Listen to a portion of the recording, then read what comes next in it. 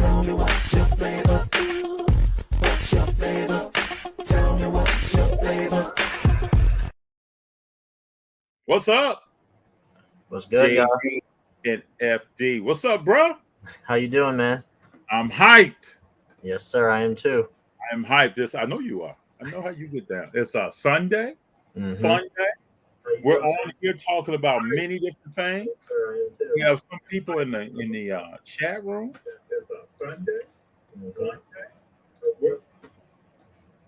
All right, so we got Surfer just put eyeballs. Uh-oh. He must know something. He must know what's up. So what do you want to jump into first, man? I'm excited. Let's just continue what we were talking about before. I feel like that was a good way of starting things out. So JD, so everybody knows out there, before we jumped on here, we were just talking about Joe. We're rolling. Thank you for being here, Surfer. Hey, what's up? Hello. We were just talking about. We got a question for everybody that's out there. If Tom Brady is back with the Bucs, and you had a chance, you're in the NFL, you're playing. Let's say you got one championship or you have none. Do you make it plain to whoever you're around, your agent, your team, whatever? Let's say you're on the brisk of your contract expiring. Are you going to the Buccaneers? Are you letting people know that's where I want to be? What's up, Paul? Good to have you here, sir. You want to go ahead? I voted. Yeah. I'm out. I'm making a beeline to the west coast of Florida, and I'm going to be in Tampa. And I want to either be on the defensive side, whatever position I play. I'll play special teams like nobody's business to be on the Tampa Bay Buccaneers to ride one more time with the GOAT. No, I 100% agree. I'm jumping ship immediately. And you know what's cool about the conversation before we got on was this: where will you be at in your career? Where you're doing it, if you're having a decent career, are you going to move, or you're already established, or you're still trying to make a name for yourself? And you said no matter what, I'm going, and I feel the same way too. No matter what, I'm going.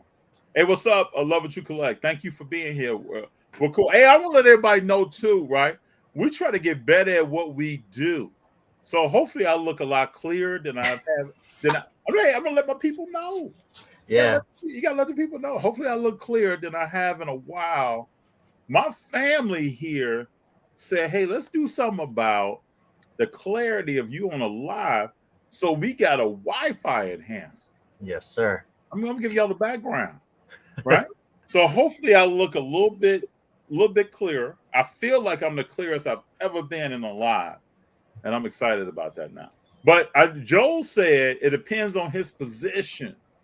Joel, please expand on that. Let me know more about what you're doing. I don't care if I'm a place kicking holder. I'm holding the ball.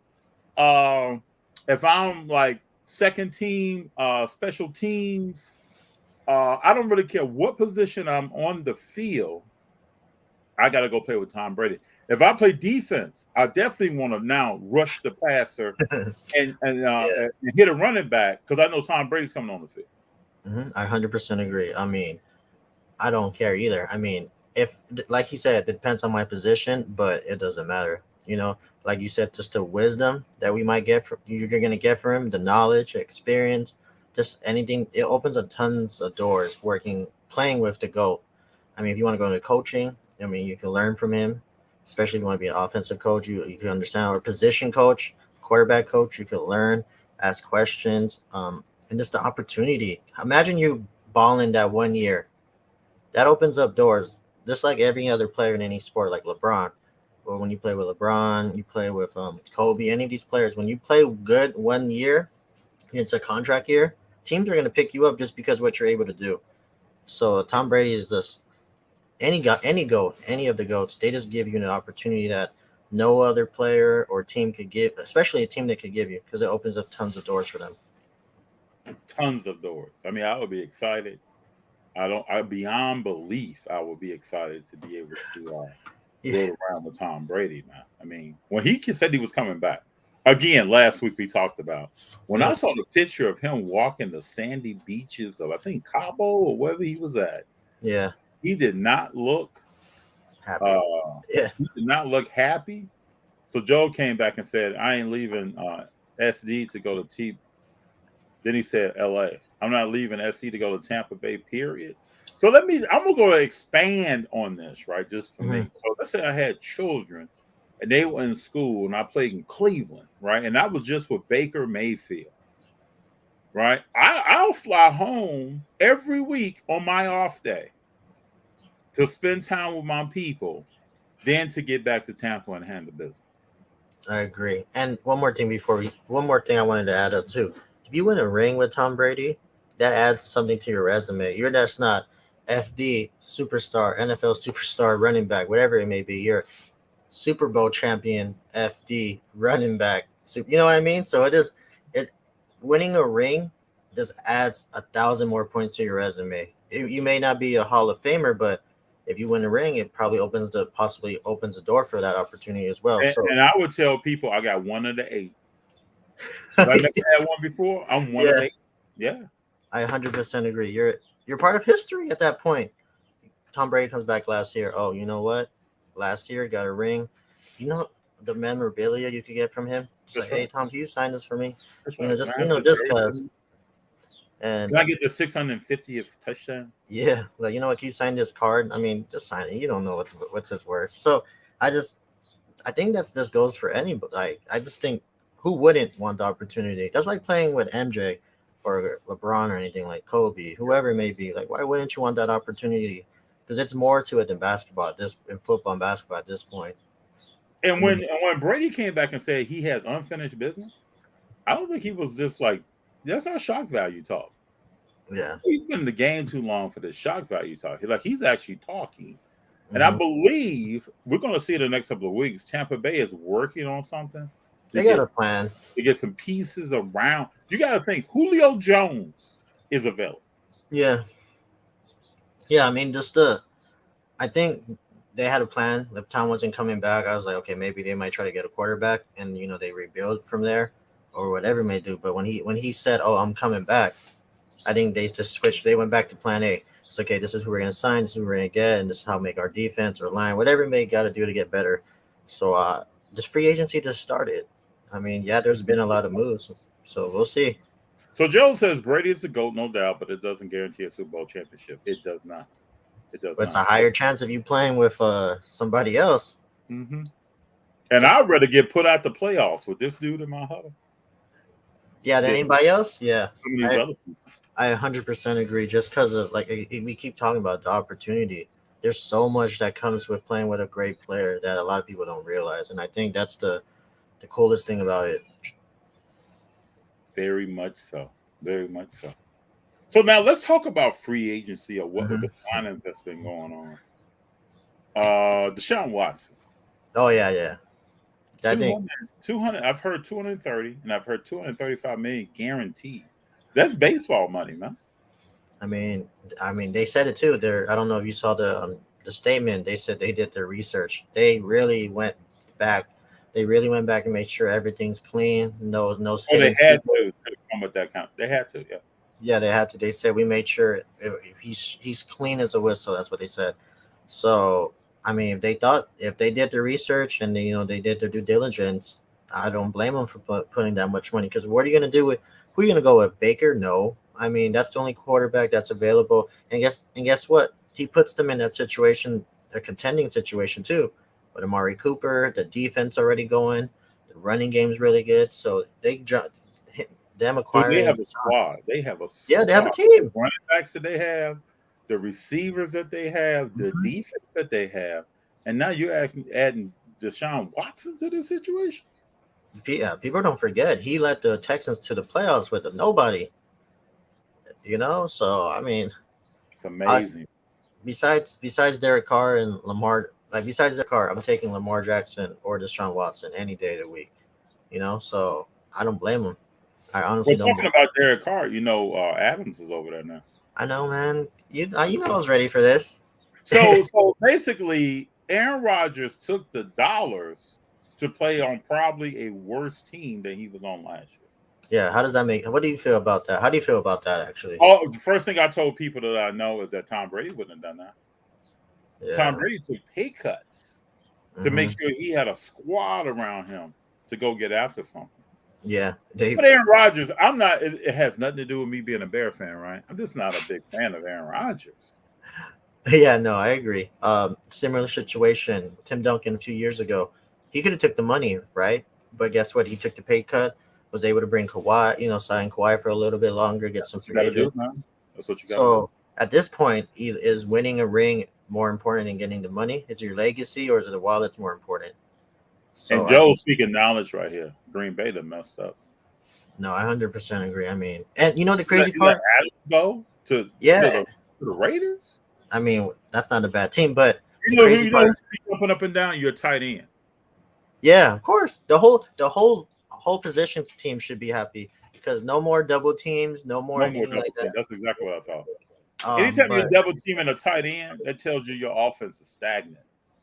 Yeah, and the running game, that opens up so much. No more double teams. The running game opens up a little bit because they can't press the box anymore because you got Devontae might beat you deep.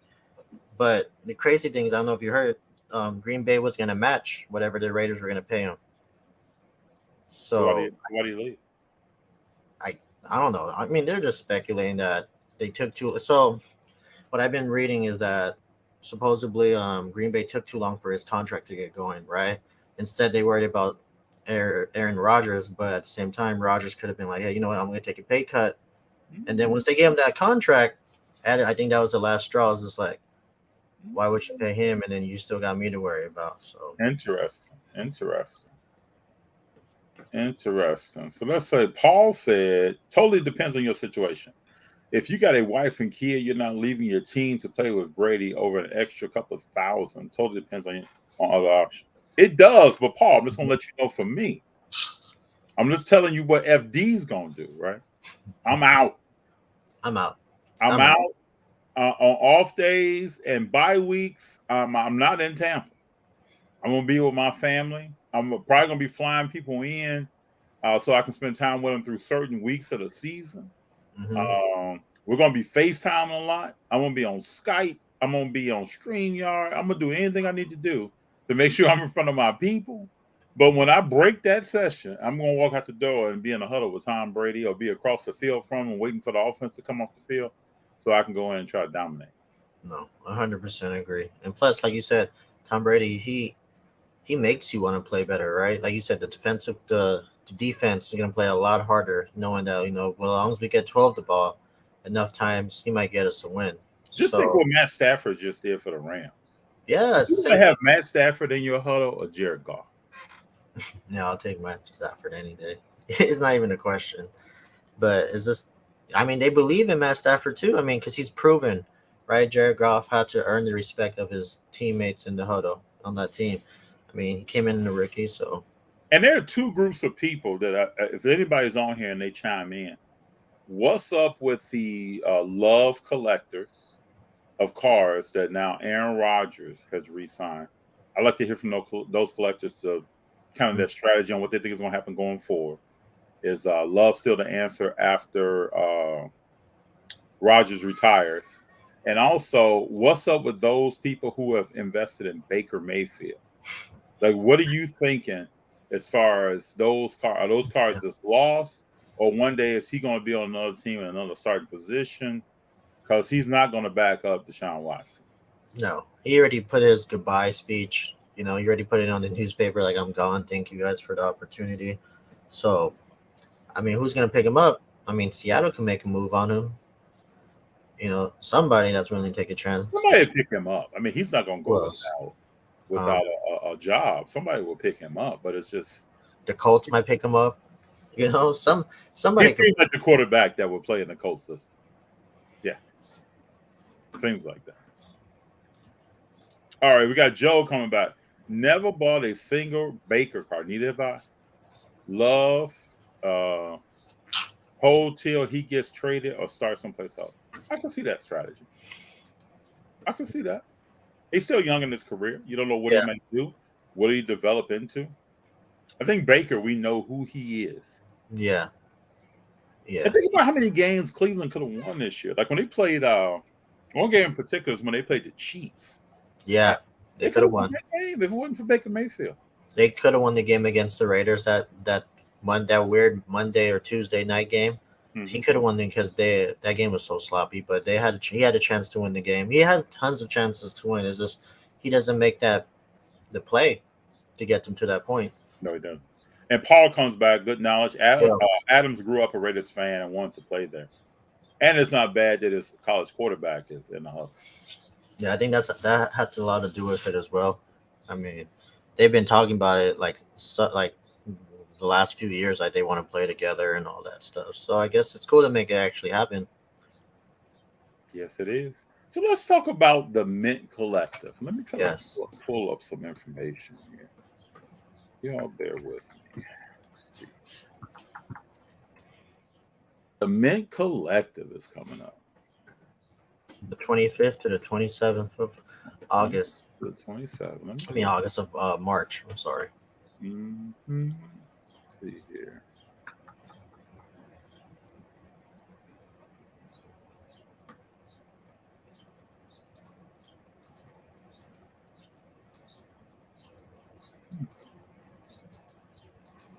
Yeah, I'm just looking at the speakers they have. Man, it's crazy.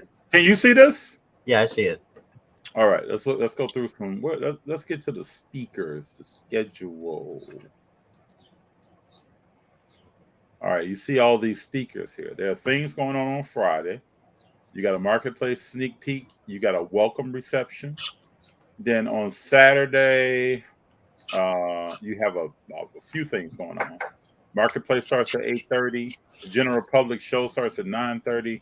You have different signature sessions from 9:45 to 3:30. On Sunday, again, signature sessions going on, and then the marketplace is getting back open. You look at the speakers here. See if we. Yeah, they got a good amount of speakers this weekend. Oh, you got the Carnival. Yeah. On the evening of Saturday, March Yeah. 26th. NGM's. Okay, we're transforming to the ultimate collector's paradise. All right. Very nice. So let's see if we can get to the speakers here. Where are the speakers? All right. So on Friday the 25th, from 7:15 to 8 o'clock, preview event, local car shop owners, cocktail party discussion, and Q&A. All right. You got Rob from Burbank, Tyler from Santiago Sports, and you have Mel. Yeah, they're crazy. And Alex as the host. I mean, you can just keep going. 8:15 and 9, you have Becoming Cardboard Millionaires. Eric Myers I've met. You got Cage, you got Lighton, and you got Jeremy from Sports Cards Live as a moderator. This should be really, really cool. I know Eric Myers has a very interesting story. Has a keen eye for cards. His story to me is amazing, and just his work on cars has been very interesting. Saturday, you have from 9:45 a.m. to 11, a new hobby era, how and why billions are flowing in. You got Josh Luber from Fanatics. You got Brent, Bob from eBay, Peyton Manning from Omaha, and you got Ezra coming in as the moderator. Think about the people here. I know. All right, 11:30 to 12:30, the break-in business. We have Kelly, Sarah Layton from Layton Breaks. We got Mike from Pool Wax. And then we have Stephanie Mama Breaks as the moderator. The future of authentication and grading. Jeremy from Beckett, Andy from CSG, Kevin from PSA, and Derek Summers is the moderator. There's going to be some people here. Yeah. Now I've heard different people say, hey, these sessions are not worthwhile. I would think that's an individual decision, like all should be. And there may be some information that people take away from this, like 1 to 2, The Art of Cars by Card Lab. That's gonna be a really good one. I think so. We got DJ Ski, we got Kevin, Gene, Carvin, and Christina from Card Lab as the moderator. This one's probably gonna be my favorite one, just because what they're able to do with DJ Ski and then Carvin, like just I wish they had Tyson Beck on her, but just the creativity and them making their own cards is gonna be crazy. And we got to remember now, this is the first event. So where is this going in the future? It's going to be Yeah. quite interesting, right? Then we got the Bull case. Why sports collectibles are legitimate alternative assets? Like we know that collecting sports memorabilia, sports cards is a legitimate alternative asset. I mean, some people are supplementing their retirement plans for what they are collecting. So we got PWCC Jesse. We got the collectible Ezra's coming back. Slava from Vincent, and then we have Russ Lieberman as the moderator. And then this is kind of cool, right? Too the Yeah, card this one's shop. cool. Card This one's cool too. Yeah, we got Mitch from Bullpen. I've talked to Mitch a few Mhm. times. We got Jess in from Bleecker Trading. Which is a cool place. Yeah, Chris Costa is in. I mean, he does great content. I've seen him at shows in person. We got Grayson White, Jimmy, and Christina's back as the moderator. Yeah. And then we have Buy and Sell Smarter in 2022. We have Eric with Whatnot, Jeff Wilson with Sports Card Investor, Darren with Action, and Sports Cards Nonsense. Mike is going to be as the moderator. And if everybody's not listening to Sports Cards Nonsense, it's a nice podcast to listen to. And then we have at 8 p.m. to 9 p.m. case studies. This is just still on Saturday. The rise of the UFC. What's going on with that market? UFC, Lawrence Epstein is going to be there. We have Jason Horvath from Panini. Brittany's coming there from Dapper. And Joe is the moderator from Huddle Up. And then you can see we got Steve Grade on Sunday. David, Justin, Brian, Ray Schulte. I've had the opportunity to meet Ray Schulte one time. Had a great experience in Chicago. I mean, he's been in the show promotion, autograph game. It's great that they're all talking about sports memorabilia here and telling different stories from their past. I had a chance to meet Steve Grad one time. It's been great. So then we move on to Sunday from 10:30 to 11:30. Building community, the foundation of the hobby. You got Dibs here, Evan. Sam is in from Women of the Hobby. Javon is in from Drip. We got Hannah in from Women of the Hobby is also, she collects cars. Yeah. Ken is in from Slabs. And then Jack is in from Snapback Sports. Right? And this thing just keeps going. 10:30 to 11:30 on Sunday, creating authentic content. We got RPS in the house coming through, a Rip Pack and Slab. Jesse is going to be here, and Mike from Sports Cards Nonsense. And then Jeremy will be back again as the moderator. 10:30 to 11:30, Buying Grails and Goats. Joe from The Collectible, Chris from Car Ladder, David from Tops, and Dr. James Beckett will be here. And then last but not least, we got 11:45 on Sunday to 12:45. Data, the hobby, and the future. This is all about different apps, data that you may be able to use to make decisions, updating that data, bringing in new types of cars into the data platform. Josh Luber from Fanatics, Chris from Car Ladder, Christina from Car Ladder, and Josh Johnson from Car Ladder.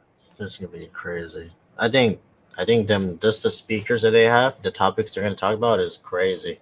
It's gonna be crazy, man. I'm surprised you didn't get invited to speak. Oh well. I'm Not here yet. as a spectator, right? I'm here to learn, here to meet people. We'll be going in. We get in Vegas on Friday, early Friday. We'll be staying until early Sunday. So Friday we'll be around, and Saturday we'll be around. We're going to be throughout the show that's set up. Also keep in mind, people, there's a show in addition to everything that I just went to. Everything I just went through. There's a show on the other side. Yeah. We'll be walking that show, talking to people. And then we'll also be trying to meet as many people as possible that may be coming out of sessions, that may be coming out of talk podiums to kind of get to know them. Yeah, that's going to be a crazy show just because of everything that's going to happen. So much. If people want to go out there and network, this is your opportunity. This is the opportunity to meet different people. Try to, like we talked about off camera, try to meet different guests, possible future guests, possibly, and then just make a name for yourself. Because trust me, there's going to be tons of cameras that weekend, tons of cameras, and you want to make sure that, of course, you're going to be on the good side, but just make sure you talk to the right people, and the opportunity, the relationships you guys are going to possibly make that weekend might open up tons of doors. Trust me, I'm one of those people that was able to go out to these shows and talk to different people, and just don't be afraid, because you'll be surprised of the opportunities that's going to open for everybody, for anybody that just goes out there and tries to meet different people. That's really what it's all about. Yeah. If it's we're talking about the sport car memorabilia, Hmm. marketplace, community, or we're talking about anything else. It's really about talking to people, getting to know them, sharing your story. Yeah. This stuff translates into your own job search or whatever you may be doing. You may be trying to start a business, whatever you may be doing. It's still there. To me, I call them like old school things that would never go away. Right? When I meet you and I'm talking to you and I shake your hand, I shake her hand, and the conversations that we have and what memories I walk away with and what impression did I leave when I was in front of you. Those things will I don't think will ever really go away. I 100% agree. At least not in the near future. This stuff Yeah. is not going away. Yeah. For anybody that's watching, I'm serious. Make sure if you guys go out to Vegas, you guys want to try to make new relationships, new opportunities. This is their time. You might see FD there. Don't be afraid to say, "Hey, what's up?" Say what's up? Hey, how you You doing? know, this is the best place to meet different people. Obviously, you're gonna see tons of different cards, but it's the relationships that you guys are gonna build from there. Well, you'll be surprised how far that takes you. Then some cards will. And beyond the panels that I Yeah. just went through, the different people, right? Hmm. There are collectives that I've already either DM'd or had a conversation with or Yeah. shared an email with that I can't wait to meet. Yeah. And then, real quick, you saw Stephanie Mama Breaks. If you guys follow me, she was on my season of shopping with the JD, and she tells me all the time that because she went on the episode, it helped open doors, which I don't believe, because she's bigger than me, but she said people were able to see her personality and whatnot. So that's just an example of what you could possibly happen if you guys put yourself out there and Yeah. not be afraid. And Sin City Cars, I can't wait to meet you. Sin City said, I Mhm. can't wait to meet you Mhm. both. I live in Vegas. Let me know if you're coming over to the Mint or if you're going to be in that area, even if you don't go to the show itself. If you go to the show, love to see you. If not, then let's catch up for lunch or something. You know, Oh damn! you know what I'm saying? Let's just get to know each other. I'm pretty sure there's some places around the MGM Yeah, where we it's can have MGM, man. we can have a meal and say what's up and sit down and talk a little bit.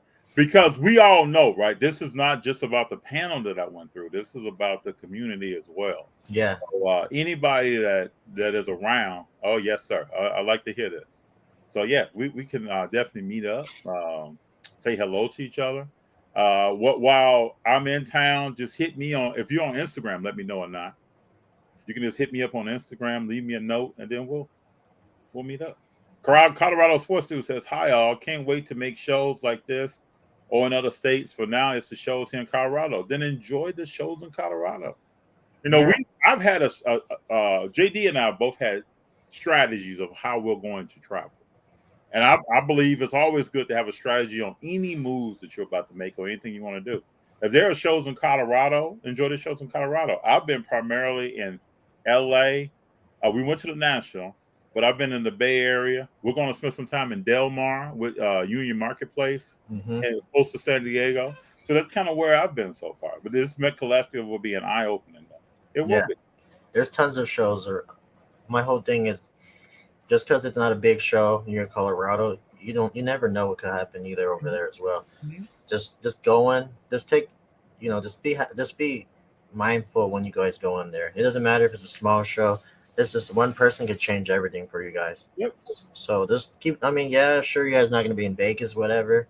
But the little shows is where I meet a lot of people that I'm just like, wow, I'm blown away after the conversations and the relationships you meet with people. So don't think because it's a big show that it's always gonna be a banger. It will be, but the little shows play a big role as well. I say all the time, we went to a show in Santa Barbara, California. It was a high school. Oh, I remember that one. Yeah, They were doing a fundraiser, yeah, and we walked in there and had a bar. I mean, it was a Mhm. good show. So you just never know. And I think there may have been A few 12 months tables, ago. 15 tables there. Yeah, It's a great but show. it's one of those things. Me personally, I don't like playing that what if series anymore with me. After I turned 30, I was like, I'm gonna do everything I want. I mean, I'll try to do everything I can because I don't want to look back 10 months from now. Like, So man, here we go. I should have did this. This is a perfect example of doing my shopping series. If I would have waited and waited and waited, I would have been like, man, what could have happened? What if? What if? So just yep, do it. Don't be afraid. I mean, if you could make biggest thing, if you can make it, if you can make it happen, do it. Because you don't want to go back thinking that night, like, man, what happens if I would have made that move over to go to the show? true, true, true. Sin City Cars. Having lunch with you would be an honor. It would be all my honor to sit down, break some bread, have a conversation about some stuff, learn more about you. That's really what it's all about. And we're never going to change on that. Yeah. I mean, there'll never be an instance where I'm walking past somebody and I'm not talking to them. Or if you see us filming something and you want to come over and talk, you come on over and talk. Yeah. That's really what it's all about. And that's the one thing I love about FD. Same person in and off the camera, and I try to keep the same thing too. But if you guys see me at shows, sometimes I'm just like tunnel vision for something I want to do. But if you don't, just pull me to the side, like he said, because trust me, I'm all for a conversation. Yep. That your knowledge that you share with me might open up another door for me and vice versa. So I try to keep the same mentality, same personality, same demeanor when I'm on and off the camera, and that's what me and FD try to do. And I think that's the biggest. That's why I think me and him gravitate towards each other because we're both the same person. Mm-hmm. Just be authentic. That's the biggest thing. Yeah. The Reverend Rips. Okay. Okay, brother. Keep ripping. Keep rolling, FD. What are your thoughts on hockey collecting investment? I think hockey cards are. Let me say this. I think hockey cards are a great investment. All right. Mhm. That to me, that's without question. If you are in a situation where you then want to sell hockey cards, I think you have certain markets where you're going to see it easier to make those moves when selling. But there are many stars in hockey. Hockey cards in some ways are more affordable for what you get than some other cards. Anytime you can get a Wayne Gretzky patch jersey autograph for well under $1,000. In some cases, you can get them for under $500. That is a GOAT. One of the probably, if some people argue, probably the best hockey player of all time. And his card is more affordable, let me say, because I know we got all different types of people and collecting abilities and watching. But his cards are more affordable than LeBron James, Michael Jordan, Kobe Bryant, and many other. But some baseball, Mike Trout, some other baseball players that you can name. His cards are affordable. I think they're a great investment. Yeah, I mean, there's always a market for everything. You just gotta do you just gotta, like you said. I mean, it's good it's a really good thing to invest because not everybody's jumping on it yet.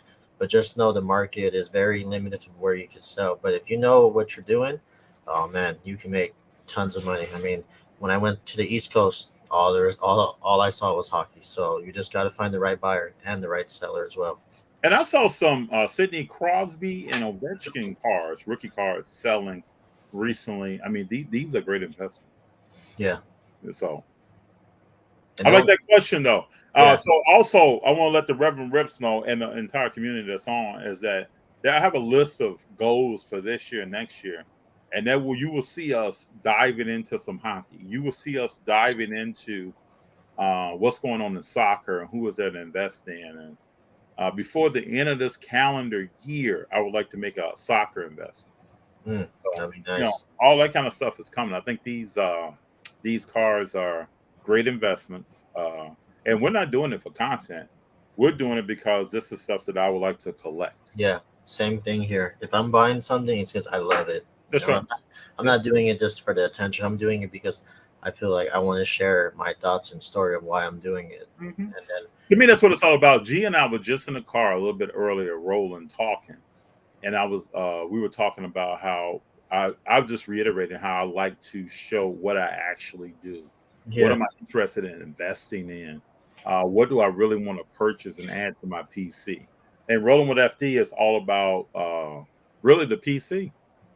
And what would I have been doing even if we didn't record anything? That's the stuff that I'm still doing now. yeah, I 100% agree. Paul said, my strategy for bigger shows is locate known dealers who do the circuit and trade them to generic players for oddball ones. Usually the only inventory they'll take a discount on. Got to have a strategy. Yeah, always have a strategy. Got to have a strategy. I like that, Paul. We got Demetrius here. You know, JD, I grew up with Demetrius. Oh, So really? he's from Chicago. Yeah, he's from Chicago. He would say, keep rolling FD and JD the collector, the new dynamic duo. Oh, yes, sir. JD is Batman. I'm Robin. No, the other way around. You could be Shaq and I'll be Kobe. Are Yeah. you? Ooh, just throw me some alley oops, man. We'll come down with him. Paul said, but you are walking to a big show looking for Burrow, Josh Allen, Luca. You're one of a million doing the same thing. True. That's 100% true. That's But 100%. you gotta do something that sets you apart from everybody else. You could be collect. See, let's just get into it real quick. You could go after the Burrows and the Allens and the Jaws and the Lucas. What are you collecting? Are you looking for the prism? Are you looking for the autos? You're looking for jerseys, numbered, color. Like there's levels to this. I know we talked about it last week, but there's a lot more to it than just the names. That's So right. it depends what you're into. So yeah, you might be just 1,000 people might go into the show thinking the same thing, but they're not looking for something you're looking for that people may not have value in. So you gotta think ahead of everybody and just dive in a lot deeper than what it is. And you know, when G and I go to a show, right, we're Mhm. driving up. I don't care what time it is. So we could arrive at 9 a.m., 11 a.m. We can get there at noon. I'm a firm believer, now I could be naive on this, but the cards that I want are at that show for me to talk to someone about, Mhm. possibly attempt to buy, or to learn more about. I can't tell you how many times I go to a show and I'm really having a conversation to learn more about something because I do not know everything.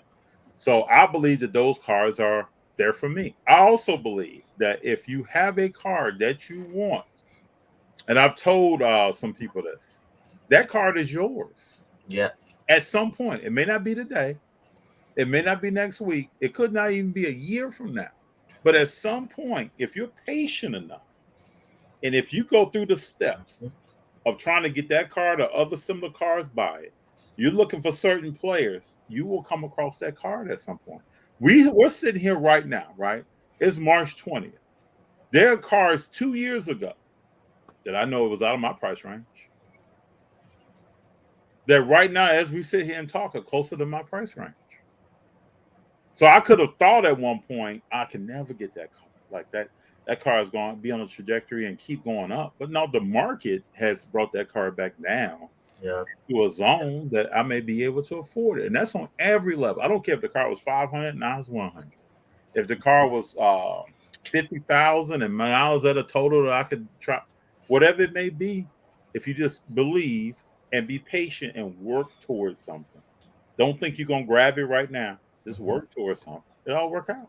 Yeah, I agree. I think the biggest thing that the key word you said in that was patience, right? I mean, yeah, you walk in. Sometimes I walk out of shows thinking like, man, it's too high. But you sometimes you gotta stay within your means too as well. Don't bend your back for something, and then you find out, and you're gonna be upset when it drops. If you're gonna buy something that it's high value, just make sure you do your research and you actually Mhm. love the card and buy what you like because we see it all the time. Everybody buys this X amount of cart, and then a few months later, the market drops, and now they're like super upset. So at that point, were you collecting because you love the card, or were you collecting because you're following the hype? So you got to weigh those two options up because I was in the same boat too. So that's why this year I switched my strategy up, go more PC. I mean, all I've been buying is Kyrie and Derek Carr and whatnot, and then a little dabble in the UFC. But I love UFC because I understand how it works. I think I do, but you just gotta make sure you do your research, be patient, and just make sure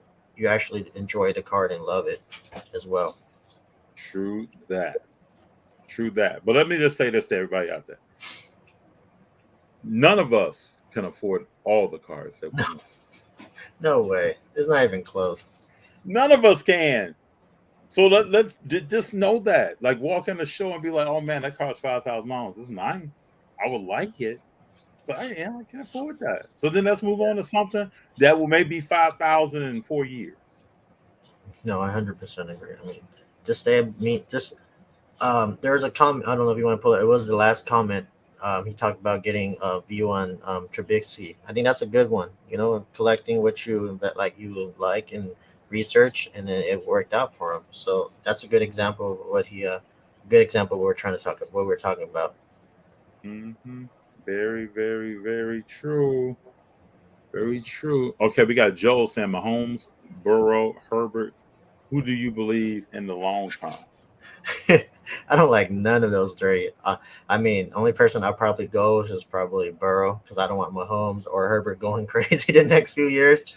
But I mean, realistically, obviously the choice is always going to be Mahomes, just because what he's able to accomplish already. I mean, I feel like he's more established, right? I mean, AFC Championship every year he's been in the league, I think. Oh, except for 1 year. But man, I mean, that's the safest bet long term wise for I me. just I just think that all of their careers are so they only just started. Yeah, but That Mahomes. it's almost difficult. Like you've seen Mahomes do his thing. You saw Burrow come out after a major injury and rebound and be very successful. You've seen Herbert building something. Mhm. I don't think any of these three is something to like sneeze at or lose at. But we know when you get to the great GOAT status, it's finer than a hair the things that differentiate people. Let's look at these three. Let's look at Brady. Let's look at Breeze, and let's look at Aaron Rodgers. Oh, but Now we've seen all these people play. So when it comes down to card values, right? Breeze and Aaron Rodgers don't compare to Tom Brady. no. And it's because that intangible, to me, it's because of Tom Brady's personality, how he relates to people, what his demeanor is like when you see him talking about something, and Mhm. then how he goes out and plays the game. No. Yep. He's able to affect it. He's able to make an impact off the field too. So Mm-hmm. there's more to it. I'm telling you, there's more to it than them playing on the field because it's what you do after your That's career right. makes you make value go up higher. After your career, or even while you're playing, like Yeah. how do you relate to people? When someone sees you at a press conference, what's your demeanor? What are you talking about? Are Mhm. you about team first? I mean, these are the things that just make you a different kind of personality, and Yeah. those things trickle down into what that car price is when you're at the show. Yep. Everything plays a factor, unfortunately, when you're an athlete. The Reverend Rip says, I've been watching you and networking. The Dallas show has been wonderful. Would love to meet you guys one day. Reverend, are you close to Dallas? Where are you located? It'd be great to meet you as well. Yeah. Once upon a time, somewhere in the galaxy far, far away, I'll be in Dallas. I'll be in Dallas. But again, we're talking about being patient, right? How I do things is it has a patient approach to it, Yeah. and that just may be me. That just may be JD. But uh, we can build to other things. But at some point, I aspire to be there. I would like to be there. Like Yeah. to walk around. But up until then, we're gonna have fun at the shows we go to. Yeah. The AFC is going to be crazy. Playoff games every week, and the West is yeah, it's going to be crazy. Yeah. It's going to be very interesting. He has another one here for you. He says, JD, I took that view. Oh, yeah, we talked about Yeah. that. Then we got Colorado. The MLB All Star show last year in Denver. I did great. Didn't set up, but made some fun trades. Got a Soto rookie card, tops 3D PSA 10 before he played better last year. That's a nice card, right? Traded a sweet Otani rookie card, though. That's what it's all about. Mm-hmm. That's what it's all about. It's interesting to me though, like when you go back to Soto, okay, he started out, they won a World Series. He came out the next year, wasn't that great. And people were talking about, oh man, this dude's a bust. Yeah. That's the media for you. I mean, you start off hot. You mean they expect you to maintain that Mhm. throughout your whole career, but everybody knows there's ups and downs to everything. You just gotta ride through the wave, and then you'll be back. Yeah, the Reverend Rip says, I'm in East Texas. Our daughter lives in Carroll. Okay. Yeah, it'd be great to meet you one day. Great to meet you. This picture too is kind of cool. Is this you on this picture? Yeah, in the speedboat. Yeah, getting your speedboat on, your sea doo. All right. Like that. Enrique says I'm rolling with FD. I appreciate you. Appreciate you a lot. Waking break sports cards. Breaking news: Russ Wilson, MVP in Denver, trip to Super Bowl. I believe, in my humble opinion, I believe that Russ could be in a Super Bowl in the next 2 years. I believe it too. I'm getting flashbacks of Peyton Manning already. That's right. Yeah. I'm getting flashbacks of Peyton Manning and what Brady pulled off in Tampa. Have a team. Get a team together. Pluck your bad quarterback. Put it in a better quarterback, a future Hall of Famer. Yep. You're on your way. Okay, this is a good question. Sin City Cards. What do you guys think of Marvel cards and their future in the hobby? With the MCU making movies for the next 10 years. I think it's a great move. I mean, MCU, the movies. I mean, the movies alone is amazing. Can you imagine now? If they start making newer cards like everybody's saying they're gonna do, it goes hand in hand. I think the value of it just goes up 1,000 points. What I also think is, what is the impact on comic books? I think that's the biggest thing. Yeah. I feel like comics get no love because everything's so digitized now. So who's gonna want to read a comic book when you could actually just go online and read it? You know what I mean? So I think that's a sneaky play too, like you said.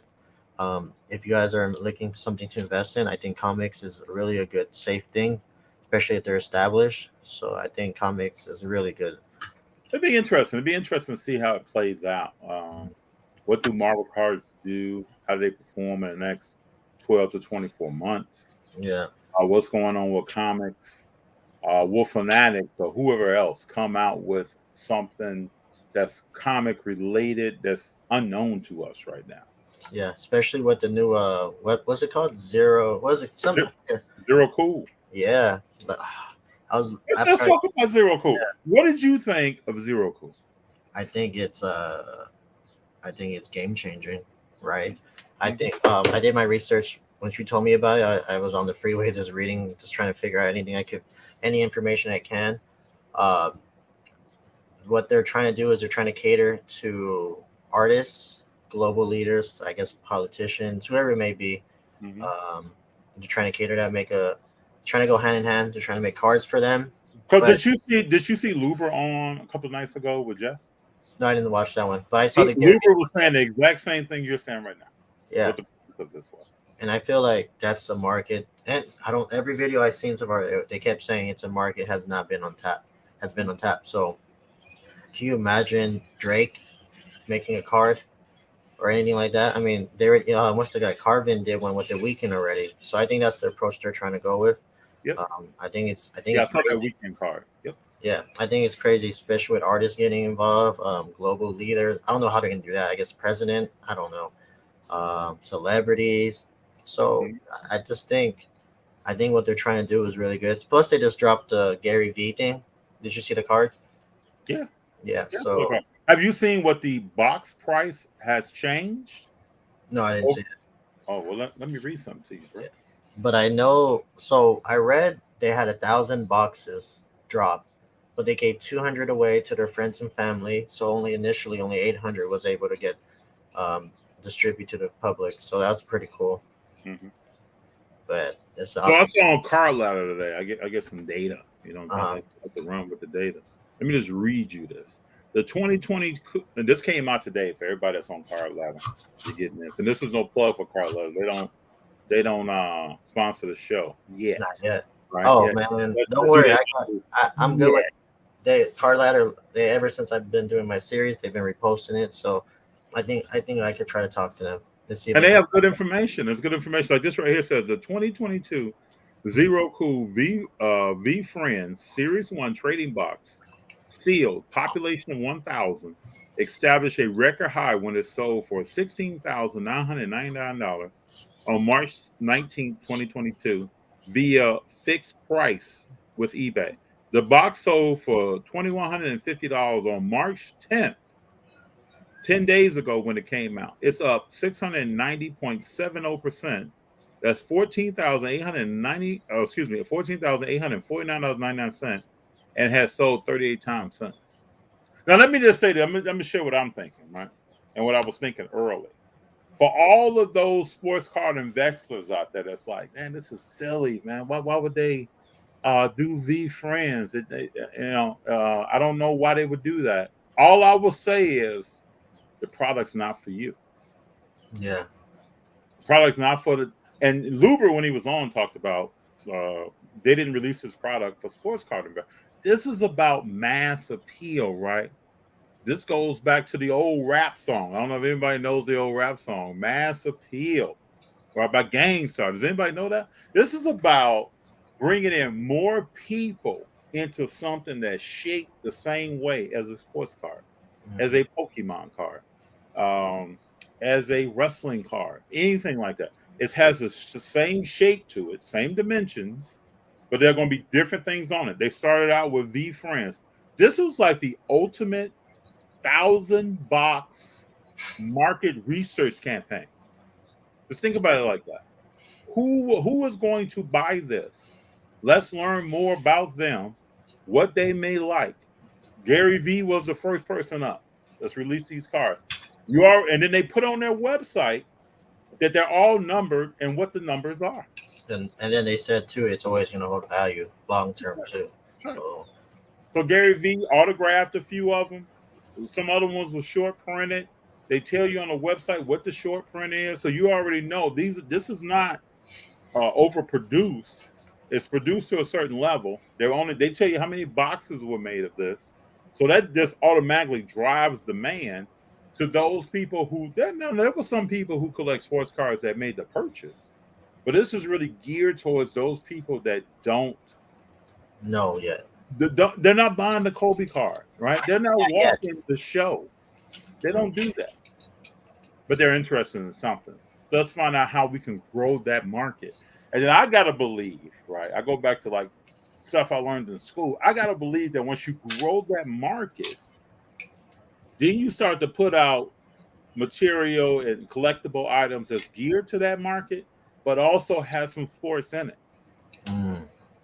To continue to grow the pot. Like, how do you grow this thing out? How do I go from a show that is centered around sports cars to maybe a show one day where we saw Drake on Instagram showing that he bought 14 cases of Flawless, 14 boxes of Flawless, 14 boxes of Flawless. What other popular artists, actors, whatever, are going to start coming into that game, going to start being online. It's going to start being on shows like this, talking about the marketplace and how they collect and who's going to be signing autographs to the show. All pro football players, former hockey players, former basketball players, or are you going to have more pop culture in this thing? Like, what's going to be happening? Yeah. I think that's what Zero Cool is. Yeah, I think it's going to be crazy. They're just open up another market, try to make it. I think, like you said, they're trying to open it for the mass, for everybody else that's not into sports cars, but they're going to funnel them to it eventually, So I think it's a move that they're going to make, and hopefully, I mean, I always believe the more people that jump into the hobby, like Drake, the more content we're able to make off that. You know what I mean? Yep. So it's going to be crazy. So Sin City says, I wish I would have grabbed one at 2000 and sat on it for a few years. There are going to be people doing that. And if right now this went up as much as it had, a little over 14,000, it'd be interesting to see what these are selling for later. Love What You Collect says, I think people who don't collect honestly won't really care about cars, even if this fanatics push. It may be a fad trend, but it won't last. It could be, yeah. That is, it could definitely be a fad. It could be something that we look back on and be like I'm reading you right now what's on Car Letter about how prices went up. We've seen prices go up on things. Prices can come down. But I would think that if I'm Fanatics, right, and I'm just a guy sitting here talking, I would try to come out with something soon that grows on that helps create a little bit more of a hype or demand or notoriety for the product probably soon. It'll be interesting by the time we get to the end of the year when the ball drops of 2022, how much of this activity have we seen and what are car prices looking like over the last 9 months that this stuff came out? And what is it? It'd be interesting when I walk a show and I see a V Friends box for sale. That's going to be crazy. And the crazy thing is too, it's going to be hard to sell because people are going to be, they're not sure what the value, if there's value in it, you know what I mean? They don't know what's going to happen long-term, short-term. So it's one of those things where you got to believe in it. you make sure you guys do your research if you guys just jumping in something new because Hey, but I'll you say know, this: we might pull this clip up right now, mhm, several months from now, and be like, love what you collect was on point. yeah, You never know. You never know. The physical. This is the Reverend, the Rev back. The physical card market will always be the go-to platform. Digital stuff has a place, but cars and car shows go hand in hand. It is just like Pokemon. Many thought it was crazy, but look at it now. The only thing I say about this, right? Just like Toys R Us closing, hmm I talked to some people and they was like, "Well, what about the experience? What about when children go in and they find their toy in the aisle or they take it up to pay for it?" And I said, then if a kid can be, they're not used to things. Almost everything is new to a child. So if that child now looks for Amazon boxes, right? yeah, My son right now, if there's something that comes, he's like, "What's in that box?" If I bring a bag in here, both of my young sons are like, What?" Robert will walk over and look, and Junior's like, What is that?" That's their experience now. A doorbell, an open door, and a box of unknown, box of question marks, and that's all they want to see. So they don't know anything about it. You can talk to them about Toys R Us, right? They don't yeah. know anything about that. So would there ever be a time where there's a completely new generation? We're talking about 2040 and beyond that are only used to digital cards, and will those cards hold value over time for them? And they That's don't want to go to a card show. that's crazy. Yeah, that Toys R Us thing. I'm lucky enough to be in the. I was lucky enough to hit Toys. Be able to make Toys R Us. Like I know the experience you're talking about. Hmm. So that's just crazy because that's one of those things that as a child, that's what you want to hear is from your parents. Like, hey, we're Hmm. gonna go to Toys R Us because you've done, your grades are up, you did this and That's that, right, all that. My and then, brother and I would go and be there for yeah, hours. yeah, and then just the nostalgia, just going there, and it's like, man, this is so cool. The memories you're gonna have with your parents or your siblings, whoever it may be, and then now you can't really do it because now it's not really experience like you said. Now it's just like, oh, it's here, like that's it. So I think the story there's not going to be a bigger story back in the future because it's, oh yeah, it came in the mail and that's it. Oh, some people will be like, oh, I went with my grandfather and that's what we used to do every summer, this and that. So it changes the narrative a little bit. Paul says, think part of the appeal to the alternative cars is way, way too many people look at the ultra modern three-letter grade card Mm, at 1K plus. That isn't rare and just walk away. mm, yep. Yeah. The hobby needs $10 grading. As you both said, people cannot all get the hobby at 1K. To me, this has to be part. I would think this is part of growing the hobby, growing the market, right? That I would think there would be some things that people can collect, some cards that people can collect, some entry points to get young people into the hobby, children into the hobby. I say all the time when I first started as a 8, 9, 10 year old, I Mhm. went to convenience stores and I went to retail stores like Toys R Us.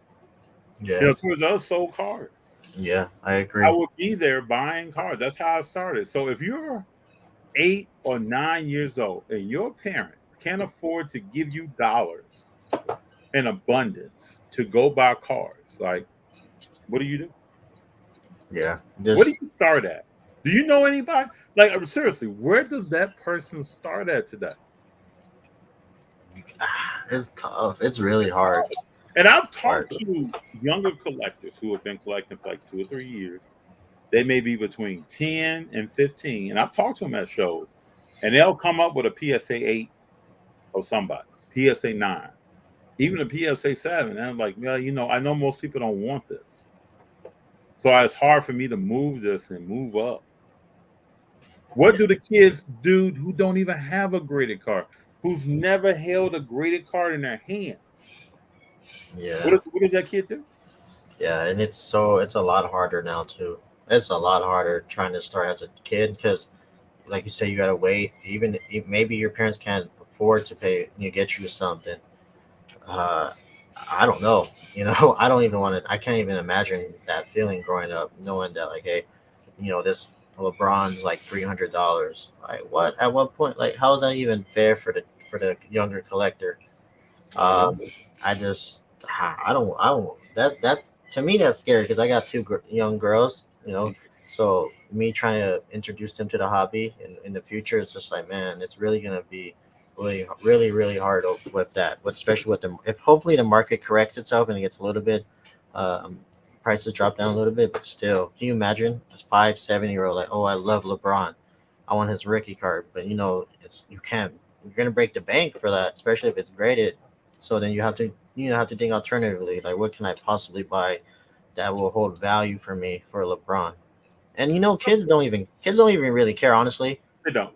I think if you get them like a cool shiny LeBron prism something, I think the memory of having that Hmm. would be great. I think it'd be a pretty cool story as well. But So let still, me ask this question: could you create cards that are more affordable and are still numbered? mm, uh, Could you have some numbered inserts? Could you have some stuff now? You don't think so? I don't. It depends what if you were talking. Are we talking about like a superstar or just like it depends. Yeah, let's say you had some hobby lower dollar amount brand or offset of a brand. It wasn't sold at retail, only sold in hobby, and I could get my JD 1 out of 25 insert that's a variation of the base card out of these packs, but they're still affordable for me to get. But you said it's not a Panini, right? It's probably like an off brand or a Yes, secondary brand. yeah, I mean, yeah, why not? I mean, it's a good start. but we Uh, don't have that now.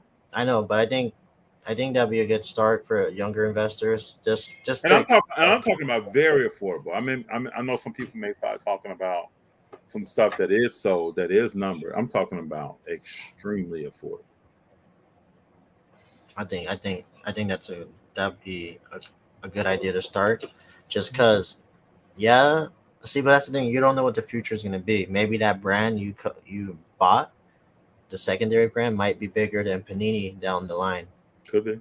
But it's one of those things where somebody finds the same value as you just gotta find the person that's willing to negotiate and move up from there. But I mean, yeah, I mean, if let's just say I just started collecting and I want a Luca, and I can't really afford a Luca Prism Purple, whatever it may be, number low like a low card number. You said I'll probably go stick with who I afford and then just rock with it and see what happens after that. You know, so we'll see, We'll but see. I think it's going to it, be some it's change. it's scary. Yeah.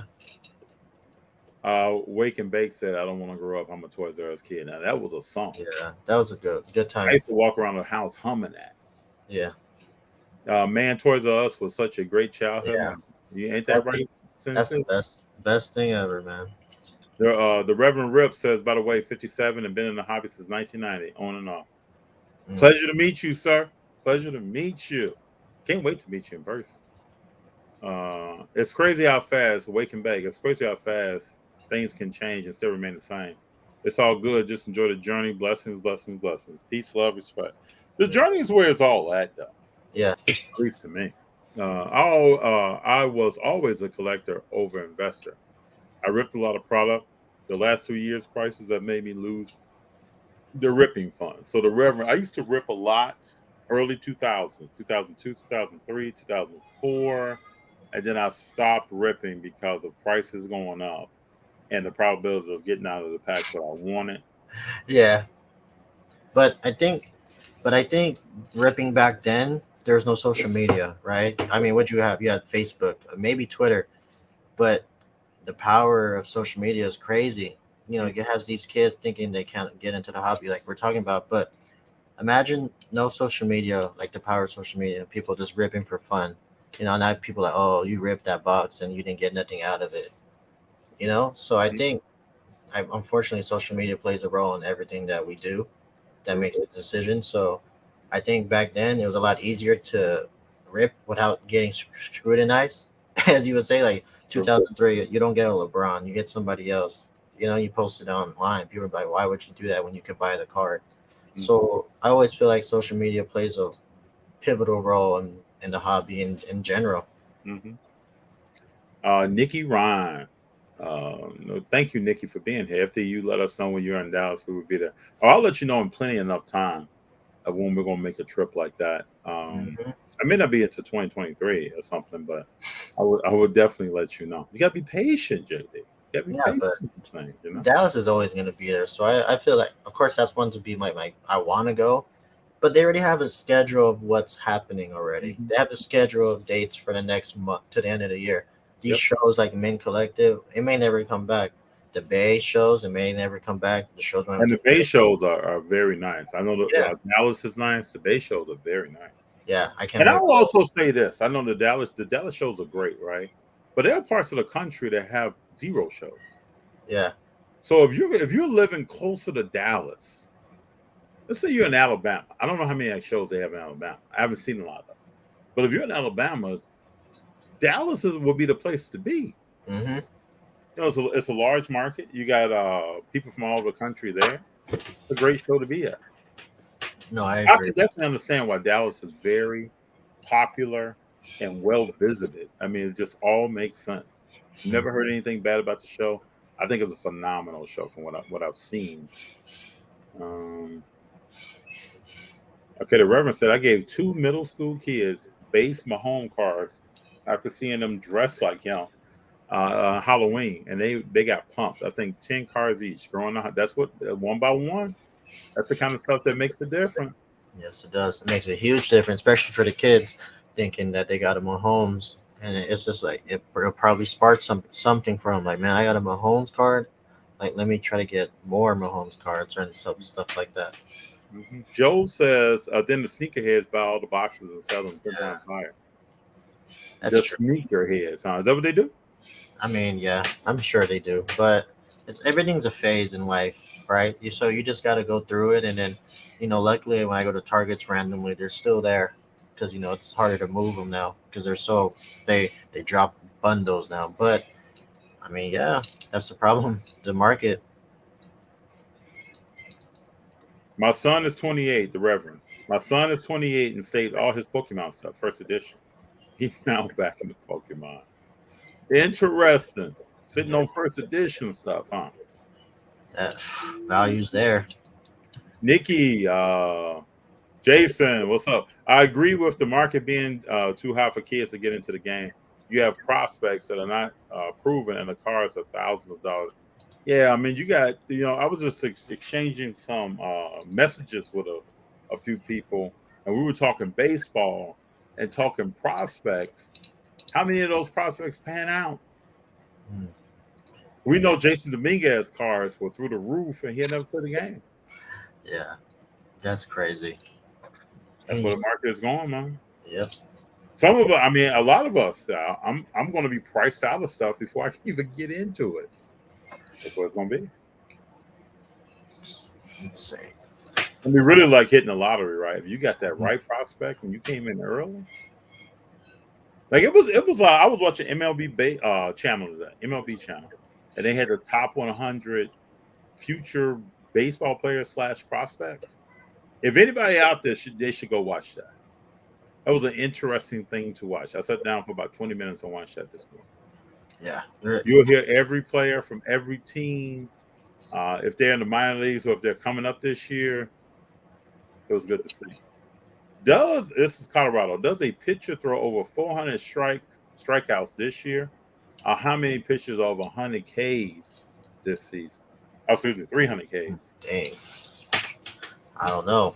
That's great. I don't know. I don't know. Maybe. How many did Otani have last year? I don't think nobody hit a 300. I don't know if anybody hit 300 last year. I'm not 100% sure though.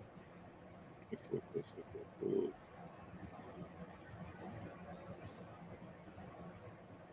Let me see. Yeah, Oh no, so 248. The highest was 248 last year. And who was that? I just saw. Where's he at? Where's he This at? is because pitchers aren't pitching those many innings, right? Yeah, it was Robbie Ray from the Blue Jays. Yeah, 248. Yeah, pitchers don't. There's always the limitations, right? Especially later down the season, they don't even play that much. He only pitched 193 innings, so that's really not that well. So who's the last pitcher with 400 strikeouts? Oh, I don't know. Is that even possible in a season? Looking through here. That was not. I don't know. It doesn't really say. No, nobody's going to have 400 strikeouts. Yeah. No. No. I'm looking at strikeout leaders by season. Nobody has been at 400 since the 1880s. It's a lot different. That they don't even. There's a certain amount of pitches they're able to throw in the season. Amount of innings. Like it plays a lot. Okay, so Max Scherzer had 300 in 2018. Kurt Schilling had 300 in 1998. Justin Verlander had 300 in 2019 with the Houston Astros. Chris Sale had 308 in 2017. Oh, Garrett Cole had one. He had 326 2019. Yeah, It's not happening. I mean, 300. I don't know if I see that. It's got to be somebody that has a magical season that we're not thinking about right now. That's a great question, Colorado Sports too. That's I don't think so. Just because I think it's some of the innings that they're pitching. Yeah, it goes back to that. And baseball's more gearing towards the hitters again. So, I don't know because like you said, just the innings. Not everybody is able to pitch over 200 innings. They're not available. So if you're able to get to 300 in a season, that means you're available. Two, you have some nasty pitches, and three, you're just healthy at that point. If you're able to pitch I'm all looking those. at the names of who's over 250, and I'm looking at the names all the time of who's over 270. Like these are legendary pitchers. These are like Hall of Fame candidates. I mean, Darvish had 277 in 2013 with the Texas Rangers. That's when everybody thought Darvish was the next coming of greatness. And then with the Cubs, he just got beat down he went to the Dodgers, got beat down when Houston was doing what they beating the trash can and yelling. Oh man, I can't. I'll never forget. I hate the Houston Astros for that situation, man. That they robbed. I could have traveled with them. I don't think anybody on that team is going to get away with that not traveling with them. It will be brought up. Let me say that. It will, even Carlos Correa, who just signed this huge contract, it will be brought up at some point. James says, Yo, FD and JD, if Tom Brady goes to the Super Bowl every other year on average, what are y'all thoughts on him getting Terrell Owens back? This question has come up. He said he got it on the Pivot podcast. This question has come up. Could he still about Brady going to T.O.? Could he do it? How old is T.O.? I think T.O.'s in his 40s, right? I'm assuming. Yeah, he's in his 40s. Let's look him up. I'm gonna say he's 43. Yeah, but a receiver. So Terrell Owens is 48 years old. Oh, that's not happening. That's not happening. This is my thing, and I think I heard Shannon Sharp or somebody say this, and I was thinking the same thing at the time. Right? Football is not about can you make the catch and run the route. I've seen videos of T.O. running the route and catching balls on air, or with like a mock-up DB running with him. I get all that, right? But for him at 48, it's going to be about taking the hit, hitting the ground, and then getting up and getting back to that huddle. And then on Monday, doing it all over again. Yeah. What does he feel like Wednesday? What does he feel like the week 10 of the season? Yeah, he probably works out every other week or something. Oh yeah, T.O.'s working, eating right. Yeah. Big Nah, 48. nah, he Father can do it. Time. Mother Time is undefeated. Yes. So it would be cool to see. Like, this would be cool to see. I just don't know, can we get through the season without rupturing something, tearing something, being hurt, popping an Achilles. More like preseason if he's able to get out of preseason. Mhm. You know, it's still football's still a physical sport. I don't care what nobody says. Like that, yeah, it's more a little bit more lenient with with the offensive players, but you're still getting touched. You know what I mean? You're still especially if it's a run play, you got to block. It's still physical. The corner can do whatever they want at that point. So I don't 48, that's crazy. Like you said, next day are you able to get up and do it again? Maybe, you know what? Maybe if you kept him on the clock, nobody's gonna waste a roster spot on that. Yeah. You only threw so many balls to him. He didn't play every weekend. That Yeah. could happen, but nobody's gonna waste a roster spot. Now, this is a great statement. Let me say, this is something that I've talked to many people about. I want to get everybody here's opinion. JD, yours too. The Reverend Rips drops this. People don't want to do the work with research. Many simply follow the flock instead of finding the next move. Buy what you like, and you will love the hobby. No, I agree. I 100% agree. I mean, we talk about it all the time. You got to do the research because if not, we're looking crazy thinking that you're going to have this X amount of card and then it drops and then you're looking crazy. The hardest thing is buying, the easiest thing is buying the card. The hardest thing is selling it at the price you want it to sell at. That's the hardest thing. And if you don't do your research, it's going to be a lot harder and you might lose some money out of that and it's going to make you hate the hobby, but just being patient and doing the work is gonna be so much easier. And yeah, don't follow what everybody's doing. I mean, anybody could do that. It's doing stuff that going out of the way, jumping off the line and saying like, oh, they're jumping on Herbert. Let me look at the rest of the draft class. Who's doing what? Or basketball is a perfect example. LaMelo. Look at Tyrese. Tyrese is low. Any player in that draft, just look around or the year before or year after, and you just do your research, and you'll be surprised that a lot of people are not looking at that player and just wait it out, and then boom, it jumps up. Like I keep saying, but Kyrie, with the situation with the vaccine, I bought I love Kyrie, so I just kept buying and buying, and then look, now the prices are jumping double to what I bought them for at the time. So just be patient and do your research, and of course, love the player and the card because that's the biggest thing for me. Now, let's pose a question, right? Let's say you do your research, and your research tells you to buy something that no one else is talking about. Yeah, I think that's the best thing to do. Go What with do your you do gut. then? What do I'll you do it do? because The data. I always ask people this, right? Have you looked at a slope of the line of the selling price of that car? I'll mm, ask people this all the time. yeah, I do. And if you haven't looked at the dip or where's the trajectory of that graph, then let's look at that. Yeah, I mean, I still use Card Ladder, Hmm. but I bought Great resource. I have the Pro, whatever, the premium, right? Because Hmm. you're able to look back when the first Hmm. sale, and I looked at it and I saw a few cars were like this. First, it was slowly going up, then it dropped and then slowly back up, and then of course I did the research on the player. Who can I think of that's a decent? I guess Curry. I mean, I whatever Curry. Obviously he was hurt the last few years after KD left, so the prices dipped a little bit. But when he's playing well, and their team's contending, the prices went up.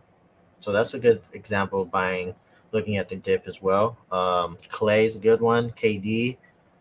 Uh, I mean, you could say Ben Simmons just because of what I mean. He hasn't played in a few years. Yep. um, it just do your research. I know eBay's not going to show you a lot of data from 3 years ago, but just look a year ago, whatever, how far you can look back, and you can just see how it's jumping up and down, and look at what happened. Why did it go up and why did it go down? Was it maybe he did something that game that week, or he said something, or he got hurt? So there's a lot of things to why his prices it fluctuates. You just got to look into it. True. We got some great questions here in the. Can Otani repeat his numbers for more protection? I don't know. I think so. What I'm always concerned about Otani getting hurt.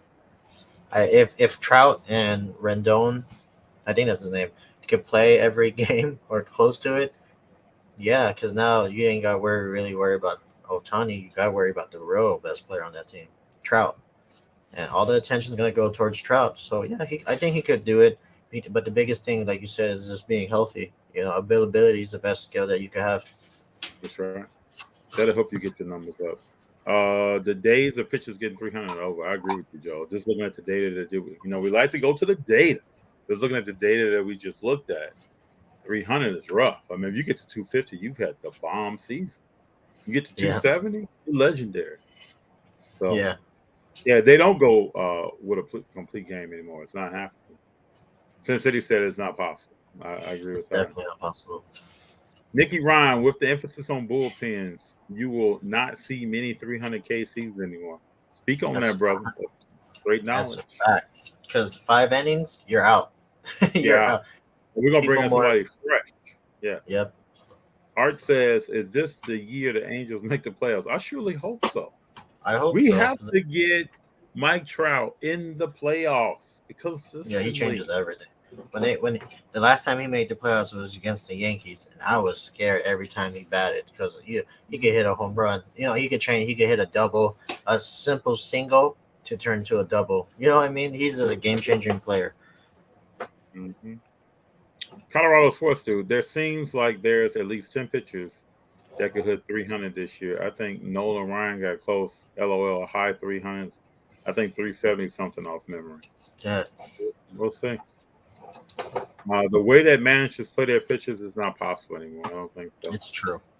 A lot of good pitchers right now. We'll see how long they can pitch though in the season and in the game. Julio will be better chance than TL. I would love to see Julio. I just want to open my phone or look at the TV and Julio Jones to sign with the Tampa Bay Buccaneers. Yeah, That right. will remind me of Randy Moss with Brady. And I guarantee you, Julio would not have 3 touchdowns, 2 touchdowns, 1 touchdown in the season. Yeah, Julio. Whew, they're like the same But body type. but I said before too, if Tannehill is your quarterback, are you frustrated? Yeah. I'm frustrated. Why would I want Tannehill as a quarterback? I'm tired of running my route and I turn around and dude, where are you at? Yeah, the Titans were You big. can't dunk into the tight end and to the running back. I That's just ran why. the route. And I told a friend this the other day. Julio Jones wants to leave, right? AJ Brown is talking about going to play baseball. Yeah, Have you seen that? He's Yeah, working that quarter. Tannehill is forcing dudes to find their comfort zone, like what they really want to do. yeah. That's why if we would have beat the Bengals in the playoffs and we went to Tennessee, I'm more confident going in Tennessee than anybody anywhere else, just because I know Tannehill can win you a game, and he proved it. I just hope the running back is healthy. Yeah, of course, that changes everything. Because when he came back in the playoff game, he still wasn't ranked. He's kind of tiptoeing a little bit. He doesn't run the ball like that. Mm-mm. He doesn't run like that. Oh, this says, what's the word on Colin in Seattle or as a Seahawk? I don't know. I heard about that. I don't know. Waking back. We'll see. We'll see. Yeah, we'll There's see. a video that came out with Colin throwing on air. You know, he looked pretty deep. You know, but Yeah, I saw that one. you just got to see what's going on. I wish him the best. We'll see what we see. Colorado sports dude, the Grom was having a Bob Gibson type season last year. He was until he had to stop. He was. But this goes back to like it's hard. You're talking about from a collectability standpoint in cars. It's really hard to dive into a picture, right? You just never know what's going to go down. Tommy John surgery. Oof. That's equivalent to an ACL in basketball. So you just don't know what's going to happen. Even though a lot of times they come back stronger. Nah. Oh, this is Waking Bay came back with the same thing. Is Cap going to QB in Seattle? Same question. We will see.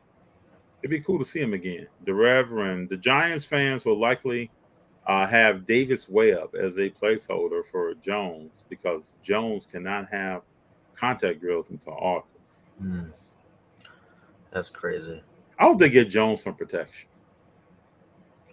It just seems like he's running every game just to complete the pass. Yeah, I'll never forget that run he had, and then he Remember, falls. he got drilled. Yeah, he was gone, and then he just stumbled, I guess, Yeah, he got drilled on that sideline. Mitch Trubisky. A lot of people talking about Mitch Trubisky. because he went to Pittsburgh. Mm-hmm. Yeah. I wonder what. Let's make some predictions. What is Mitch going to do in Pittsburgh? What do I, you think? I don't know. Now with Deshaun Watson in this, not with Deshaun Watson in the division, and then Lamar fully healthy. I don't know. Maybe we'll see.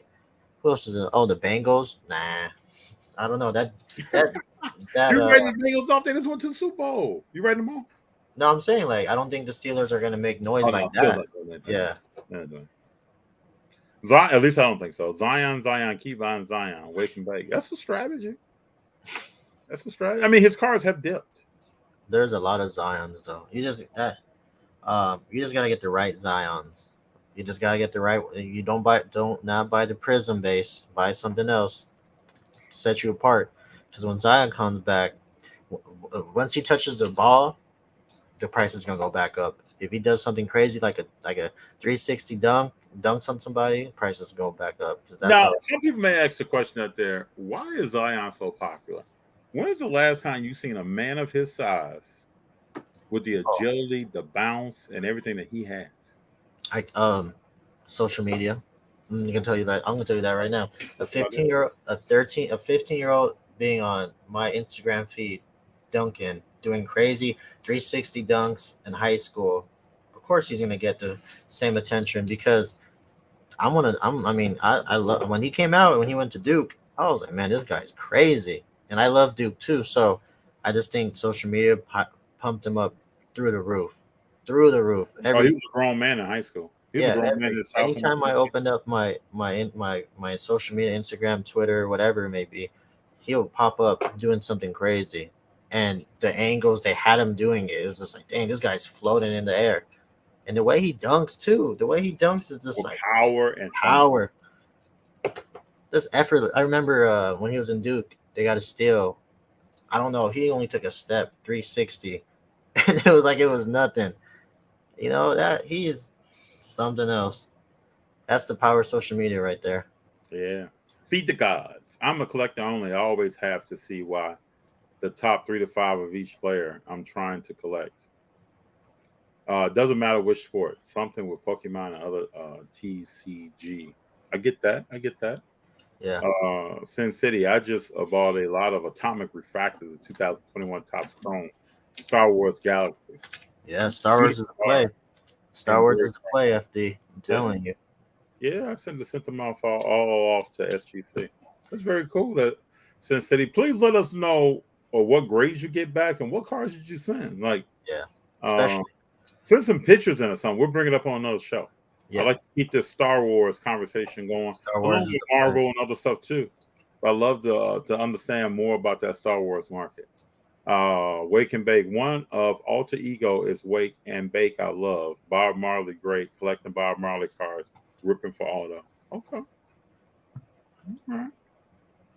I bought into JJJ Blue Parallels 99 when he was nobody. He had all the skills. I now have the entire pop report on song. Interesting. No, Interesting. JJ is really good, but big men are hard to invest in. I mean, I thought Bam Adebayo was a. I mean, I love Bam. I still collect them, but man, you gotta be patient with the big men, especially if they don't really get numbers like that. Big men and point guards. You gotta Yeah, be patient. You gotta be at least point guards. They can make a play and it'll be over. Your social media. Big man, they take time. You gotta like big man. You really have to understand basketball to invest in a big man because they. so, Colorado, I got a question for you. You say Otani will hit home run bombs for the next several years and probably do the same pitching as well. Crazy talent if he stays healthy. What if Otani only started batting? What would he do? Dang, it helps him out a lot. He'll be able to play more often. He won't be prone to injury because he's Yeah. not pitching. That's what I would like for him to do. But I Like think him it's just be cool. a batter. I think being able to affect the game multiple ways by pitching and batting the same day. I think that's because at that point you're dictating if you're going to win the game or not if you're the pitcher, because Oh, I agree.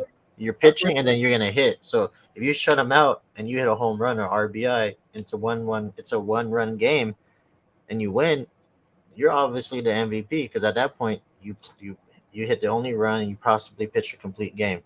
So I Let me think, ask this question though: what if Bo Jackson would have decided to only play baseball or only play football? but I don't. But if that was the case, would he still be the same player? You know, like I'm talking about like I just think he'd the be. I think he'd be a Hall of Famer at one of them no. sports. But I'm saying, but like, will he have that markability? Because he switched. I mean, will you think his story would be cooler than what it was right now? I think he'd be a Hall of Famer. You I think think so? he'll have more long-term generational conversations about him. And I always think about when my son's generation come up, right? Hmm. What are they going to be talking about, Bo Jackson? No, but I'm saying like will be able if he didn't do what he did, like he just stayed a basketball, football or baseball. Will we see Otani like players or players that would jump to different Oh, I don't know. sports like that? That's what I'm I saying. don't know. But I'm just saying for the long term of Bo Jackson, where is his collectability at in 30 years? When the I people who remember him playing as a kid are much older. When my sons now who are 6 and 2 come up, what are they yeah thinking about Bo Jackson? yeah it's different because the conversation would be totally different because he opened up doors for everybody else.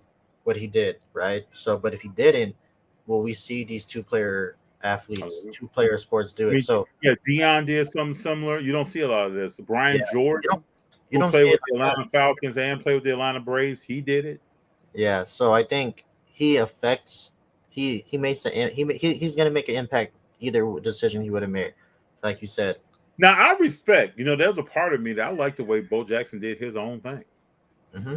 the way he wanted to do it. Now there's another side of me that I just love that. I agree. But I would have loved to see him hit 500 home runs, or I'd have loved to see him run for 12, 13,000 yards or more. Yeah. Can you imagine if if that was a thing, like, Or Bo Jackson in the Super Bowl. and then playing in the like no, there would be the baseball and football wouldn't collide, but still, like that'd be crazy. Well, you remember Or that year Dion yeah, played he in did. Yeah, I remember. I was gonna bring that up. playoff game in baseball and then also played the NFL game. That's talent, bro. That's That's that, talent. that's super. Hey, I want to bring this up here. Have you everybody seen? Please have your thoughts for Dion. Has everybody seen what's going on with Dion Sanders? What happened? I'm Well, not. Dion had surgery. Dion, Oh yeah. for a while, for those who don't know, had a bad foot injury years ago, to where a lot of people saw him walking kind of with a limp, but they thought, I remember some people was like, "Oh man, Dion's trying to be cool." No, he had chronic pain in one of his feet, Oh wow. where his toes were misaligned and it was causing crazy pain. So this was bothering him year after year after year as he got older. And so he wanted to have corrective surgery done to alleviate the pain and clean up some stuff. So he went in to have that done, and he started developing blood clots. And for those who don't know, if you have a surgical procedure and then you start developing blood clots, to make it real short and quick, blood clots kind of your body operates off your blood flow and oxygen, and that's why we inhale and exhale to get oxygen into our bloodstream to work our entire system of what our body is. Those blood clots stop blood flow to the foot that he had the operation on. So Dion lost his big toe on one foot and the toe next to it. And just recently I saw a video of how that affected his whole leg. He has some parts of his leg that I think he had bad blood flow to. So they had to take some tissue out from his knee to his ankle and then do a skin graft from his thigh on the same leg to cover that area. Wow. Luckily, Dion is still alive. Luckily, he also didn't lose that entire leg. But this is like life-changing stuff. And throughout this entire thing, think about this now. He coached Jackson State football Yeah. throughout this entire thing. I mean, the the sheer willpower to get that done is remarkable. But everybody, please think about Dion because That's crazy. it's wild, man. It's wild. It is wild. All right, we're back to the saying. Zion is skilled, but talking simply medically, his gait, based on doctors, will limit his career. Yeah, I've heard this. I've heard this. I just wish the young man the best. He's in his early 20s. I want to see him do very well. Wake and Break says, don't forget Zion hit 4 3-pointers his opening game. Yeah. If he could develop a mid-range jumper to a 3-pointer, his whole career changes. Yeah. Ain't that right, Sin City? Yes, absolutely. Feed the Ghost for vintage sports cars. Which one would you two send cars to, SGC or BVG? What's that? What's BVG? What's that? It's the Beckett Vintage Grading Service. Oh, probably Beckett, just because they're more established. I think that's the safer bet. Be more valuable. I would tell Feed the Gods to send his vintage to PSA. Oh, I mean, yeah, that'd be cool too. But that'd be a good. That's what I would do. Joey M. So somebody sent me a note and was talking about Bobby Wood Jr. as a prospect to invest in. We'll see what he's playing like this year. You know, it'd be interesting to see. I've heard a lot of stuff about Bobby Wood Jr. I don't know what that is. Let me hold on.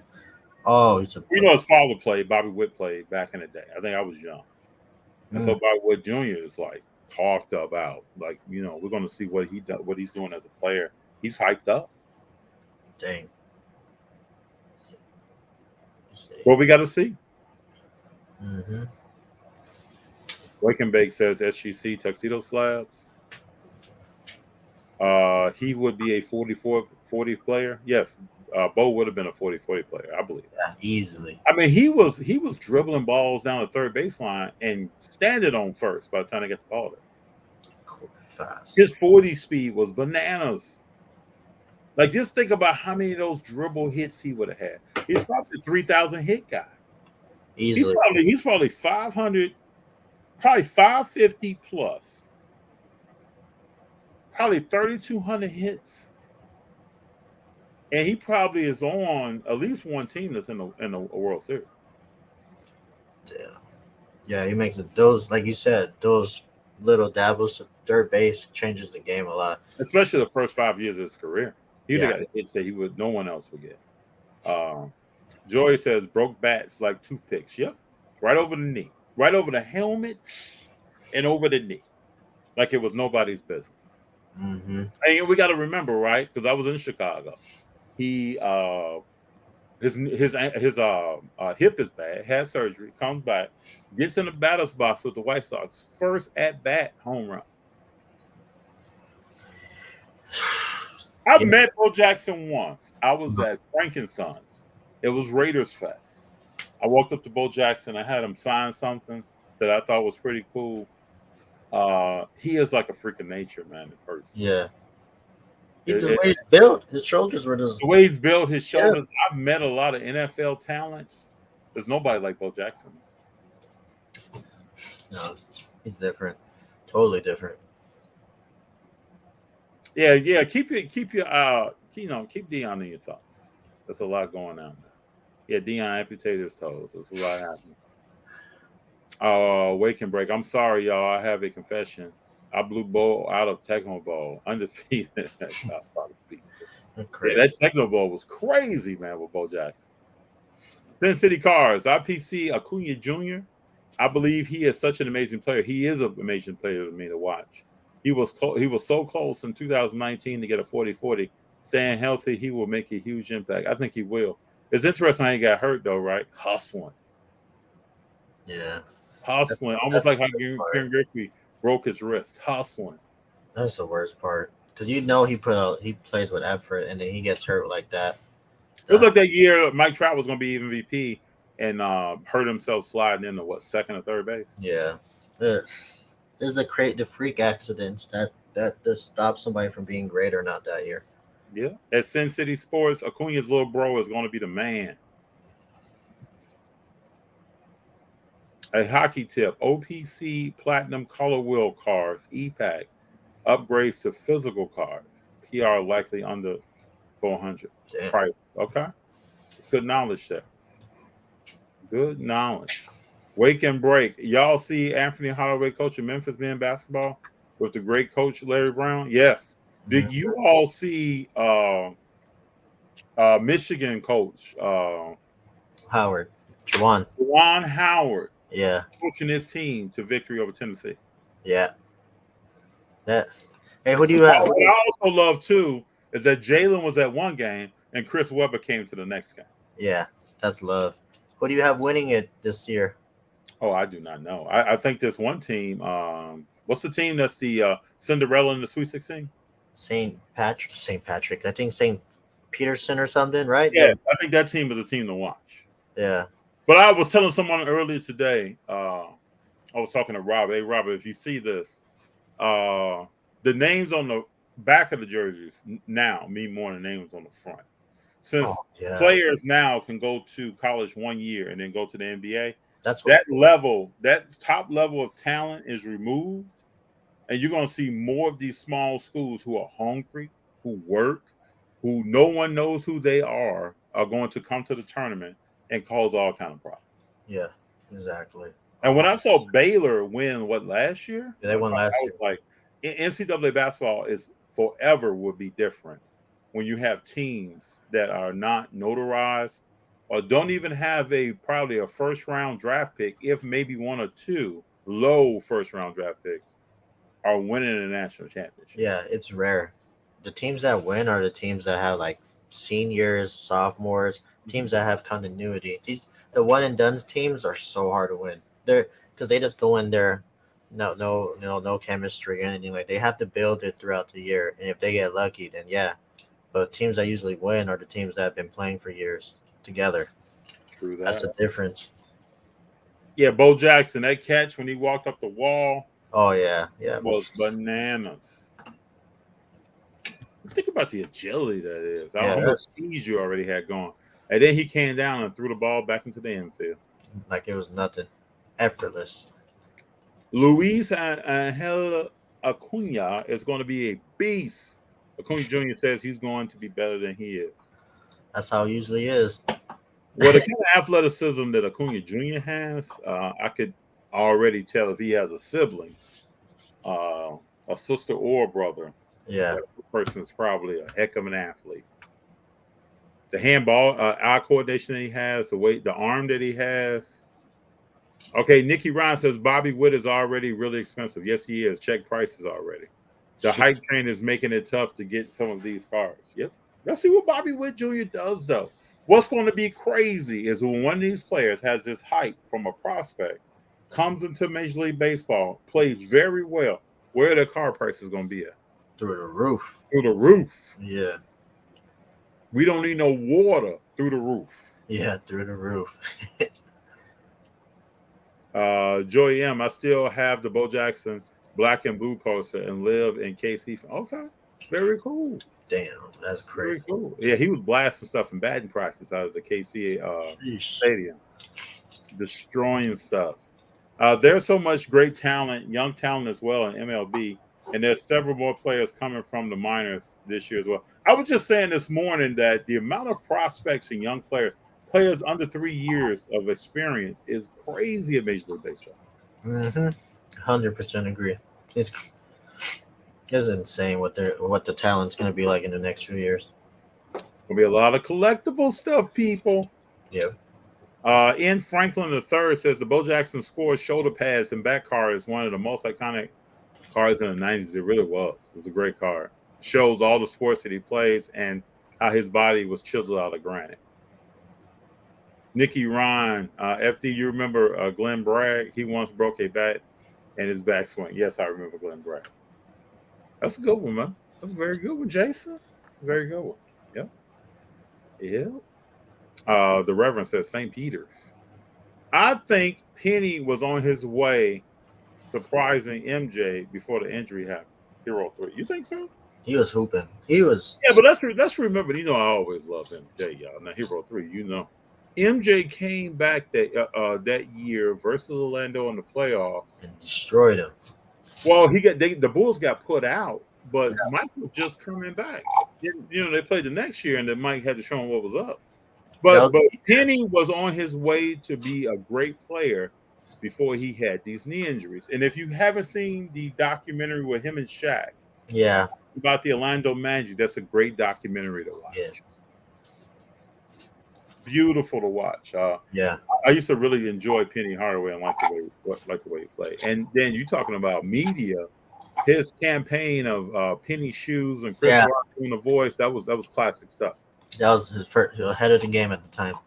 Yep, Dexlo, Toys, what's up? Good to see you. Just do you see more tickets at car shows? Just realized I have at least PSA graded tickets worth $4 figures.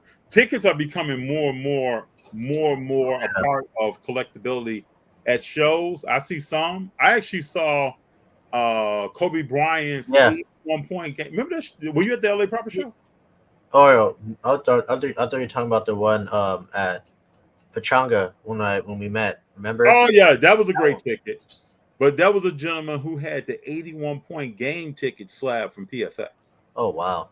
That was at the LA Proper show. Yeah. And I held that thing. I think I took a picture with it. Yeah, I think tickets are cool. I think tickets are real cool. Especially everything's digitalized, but if you're able to get a ticket, like I've been looking at 2016 the NBA Finals Game 7.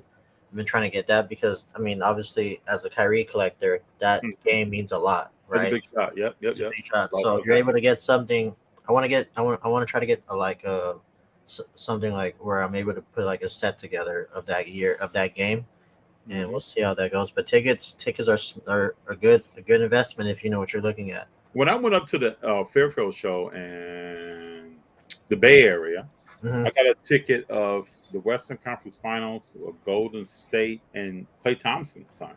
Oh, when he hit the 60, when he went crazy. That was a cool ticket. That's crazy. And I don't have a lot of tickets. I want more. I think it's cool. You're able to hold a piece of history. Snapshot in time. Yeah, exactly. Christian Pache or Matt Olson? I like Christian. Yeah, I like Christian too. I just got to see Matt Olson play more. Yeah. He's going to be with the Braves now. I got to watch him play more. Luka the Don is balling out since the KP deal. They're also playing D as well. Dinwiddie has made a difference for Luka. Yeah, now you have to guard Dinwiddie. Yeah, because he's able to throw the ball to somebody that can create. You know, he can't just catch and shoot like Porzingis. He's able to do his thing and create for Luka as well. You know, they balance each other really well. Very well. Bo will not sign that card. I've been to shows where Bo is at, several shows. He will not sign that card, and he won't sign an 11 by 14 or a 16 by 20 or 8.5 by 11 of that pose. He won't do it. Also, remember, too, if you had a show, Bo Jackson was originally drafted by the Tampa Bay Buccaneers. With his experience with the owner, Bo Jackson won't sign anything Tampa Bay related. Oh, wow. Also, remember that. He has certain standards, man. He will not. You know, I think if Bo Jackson's kind of old school with it, if you did him wrong in any way at certain points of time, if you didn't pay him for something, or if the Tampa Bay drafted him and he told them not to, doesn't have anything to do with it. At Hero 3, Matt Olson is the play, especially him going to the Braves. Yeah, it's gonna be interesting to see what he does in that market. We'll see. Yeah. JG, how goes it, FT? What's up? How we doing? Penny and T-Mac could have been very legendary. They could have been. Yeah, especially T-Mac. I think T-Mac should have got out of Toronto early. Yeah. I think T-Mac is this. I think both of them are unfortunately in the era they're in. You know, you got Kobe and MJ and Shaq and all of them. It's hard. In any era, I think both of them would have been winners for sure. And I think what also derailed T-Mac was Yao Ming getting hurt. Yeah, because they were scary. They were scary back then because you had a legit big man to dump it down. They were like a hybrid Kobe and Shaq, you know, because they're how big they were. And T-Mac was he's an effortless scorer too. He could Mhm. score at will. Anywhere from on the court. And then Yao Ming's footwork was crazy because he Yeah. caused Shaq all kinds of problems. All kinds of problems. Speaking of the Orlando Magic, is my guy Bobo ever going to get it together? So much raw talent. People still talking about Bobo, huh? Can you believe that, JD? I mean, man, when he plays, he makes a difference though. That's the problem. Like, I think that's why people are so like invested with him because he makes impact plays. Like I remember a play he blocks the ball. The summer it was during the bubble. Oh my god, blocks the ball, starts the fast breaks, and does something with it. So it's just like it always goes back to availability, man. That's the best skill you can have as an athlete. So this year is his third Fourth, year. third, yeah, third. Third year. I'm looking him up right now. Third year. He only played like what 40 games. He's played in 14 Maybe. games. Oh, I was giving him benefit of the doubt. Is he hurt? Is something wrong with him? I think Or is he just in a doghouse? I think it's Because just I've seen some clips of him like taking defense off, kind of chilling out. I just think he was entitled when he first came out. Remember, he's part of the social media kids. He was part of that Zion group, so they people gave him too much power at the time. So his first year, he played 7 games. He Yeah. had 5.7 points a game. Second year, he played in 32 games. He had 2.2 points a game. Like he's not really even grabbing rebounds. No, because he plays outside. And then his third year, which is this year, 14 games, 2.4. He's averaging 2.7 a game. Yeah. Have you ever seen? Let me look up Giannis. I was going to ask the question: have you ever seen a player rebound from those numbers and go on to a great career? Nope, I don't believe it. I can't think of anybody that's able to do that. Let's see what Giannis did in the first 3 years.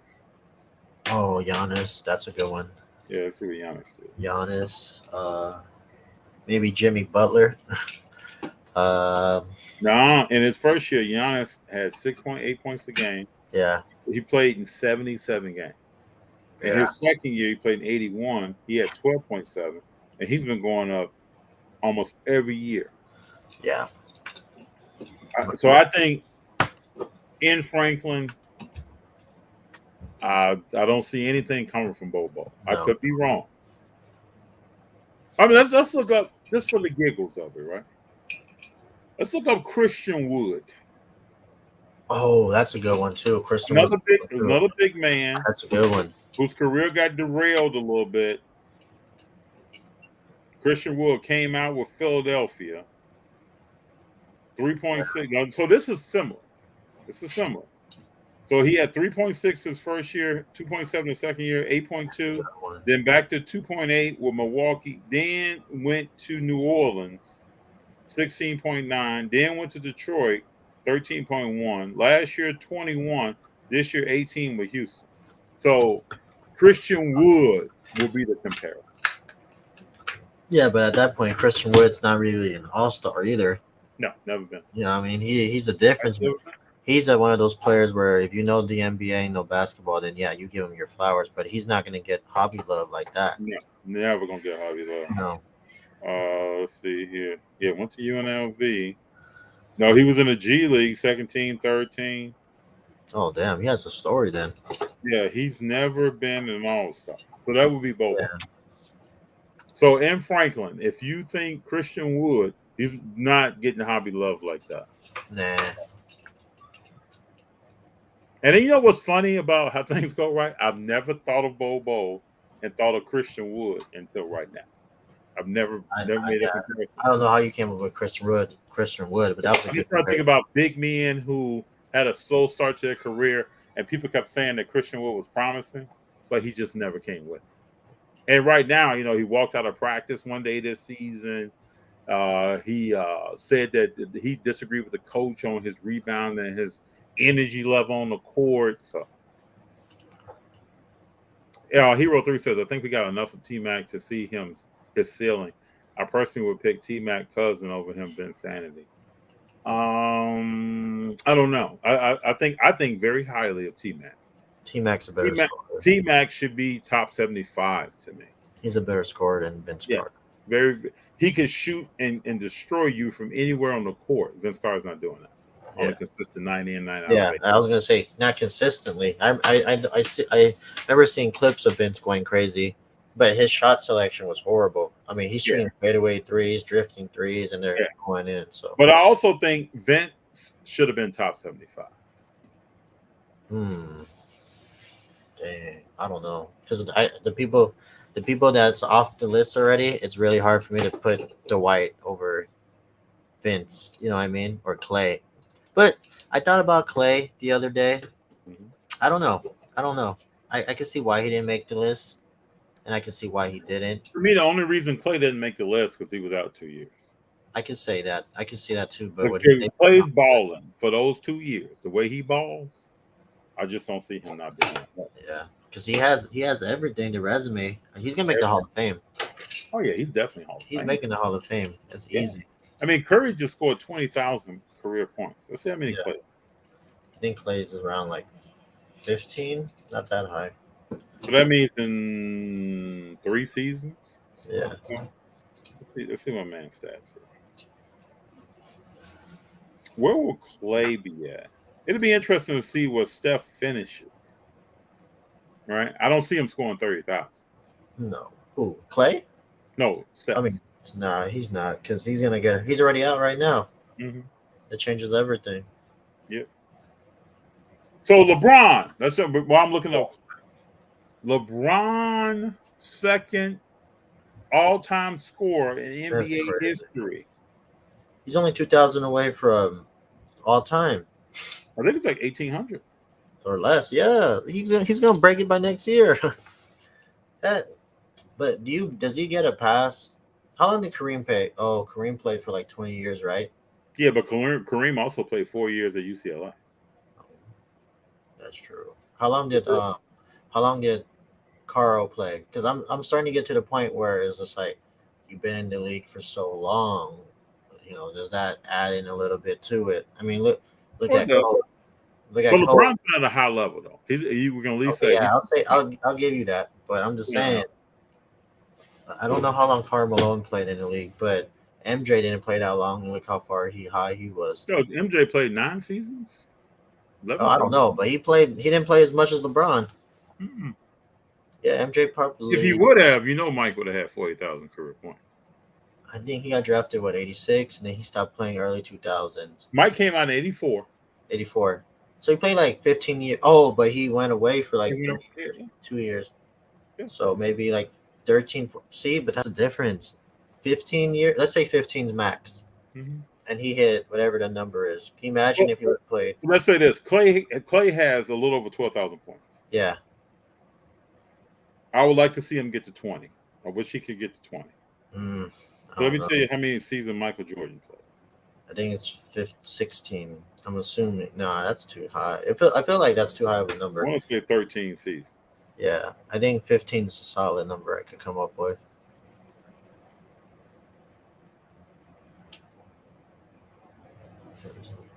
$15 seasons, 13 in Chicago, And 2 with 2 with Washington. Yeah, see, with him and then him being in the top 5. Is he still top 5? I don't think he's top. I think he's still top 5 in scoring. Still top 5, yeah. I think that's more. I think that's more incredible to me. I think that's more impressive. Well, that's only one Mike Jordan, bro. That's what. Oh yeah, I keep forgetting what I'm just saying though. I'm just saying if you're playing 20 years, I mean LeBron accomplished a lot. I'm not saying nothing bad about him, but I'm just saying if you're playing for 20 years, you gotta do something. You know, you gotta break some records. Bobo looking closer to the next Thon Maker than John. Yeah, he's not young. Will Brooklyn get to the finals? Imagine being 1 or 2 and drawing Brooklyn. So let me ask you, since you're a Kyrie fan, is Brooklyn going to the finals? I gotta see. They need Simmons. I'm not even gonna sit and pretend. They need Simmons to play because they're not going to the finals. It's gonna be hard just with Kyrie. If Kyrie don't play every game in the playoffs, KD, it's gonna be hard for KD to withstand all that workload. But you know what's gonna be beautiful? It's KD taking on the challenge. Yeah. Ooh, that's gonna be remarkable to watch.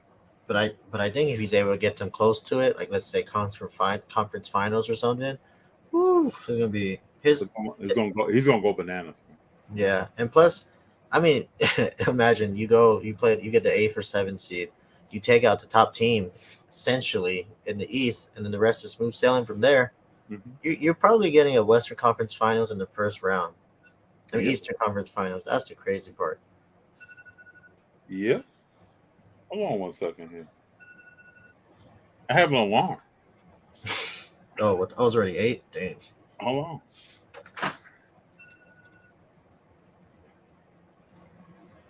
All right, hold on one second. I'll be right back. All right. Hold on one second. All right. So I don't know if I can answer the questions. Somebody said starting your franchise with LeBron, Curry, KD, or Giannis. It's a hard one. I'm probably go with LeBron, honestly, just because of what he's able to accomplish with his career. I feel like he's more complete out of all of them. Just he's done, what he's able to do within the last 20 years of his career. I mean, KD's done well. Giannis, same thing, but I just feel like if you want to change your franchise completely, you go LeBron or KD. But I'm gonna go with LeBron. Steph, not so much. Um, Steph is, I feel like he's still injury prone to me, but it is what it is. Let me see. What else is that? Oh, they said LeBron's calling. Probably. Compare Klay Thompson and Reggie Miller's stats. I just realized Reggie only made 5 All-Star teams, which is great, but Klay's stats seem to be already comparable. I didn't think about that.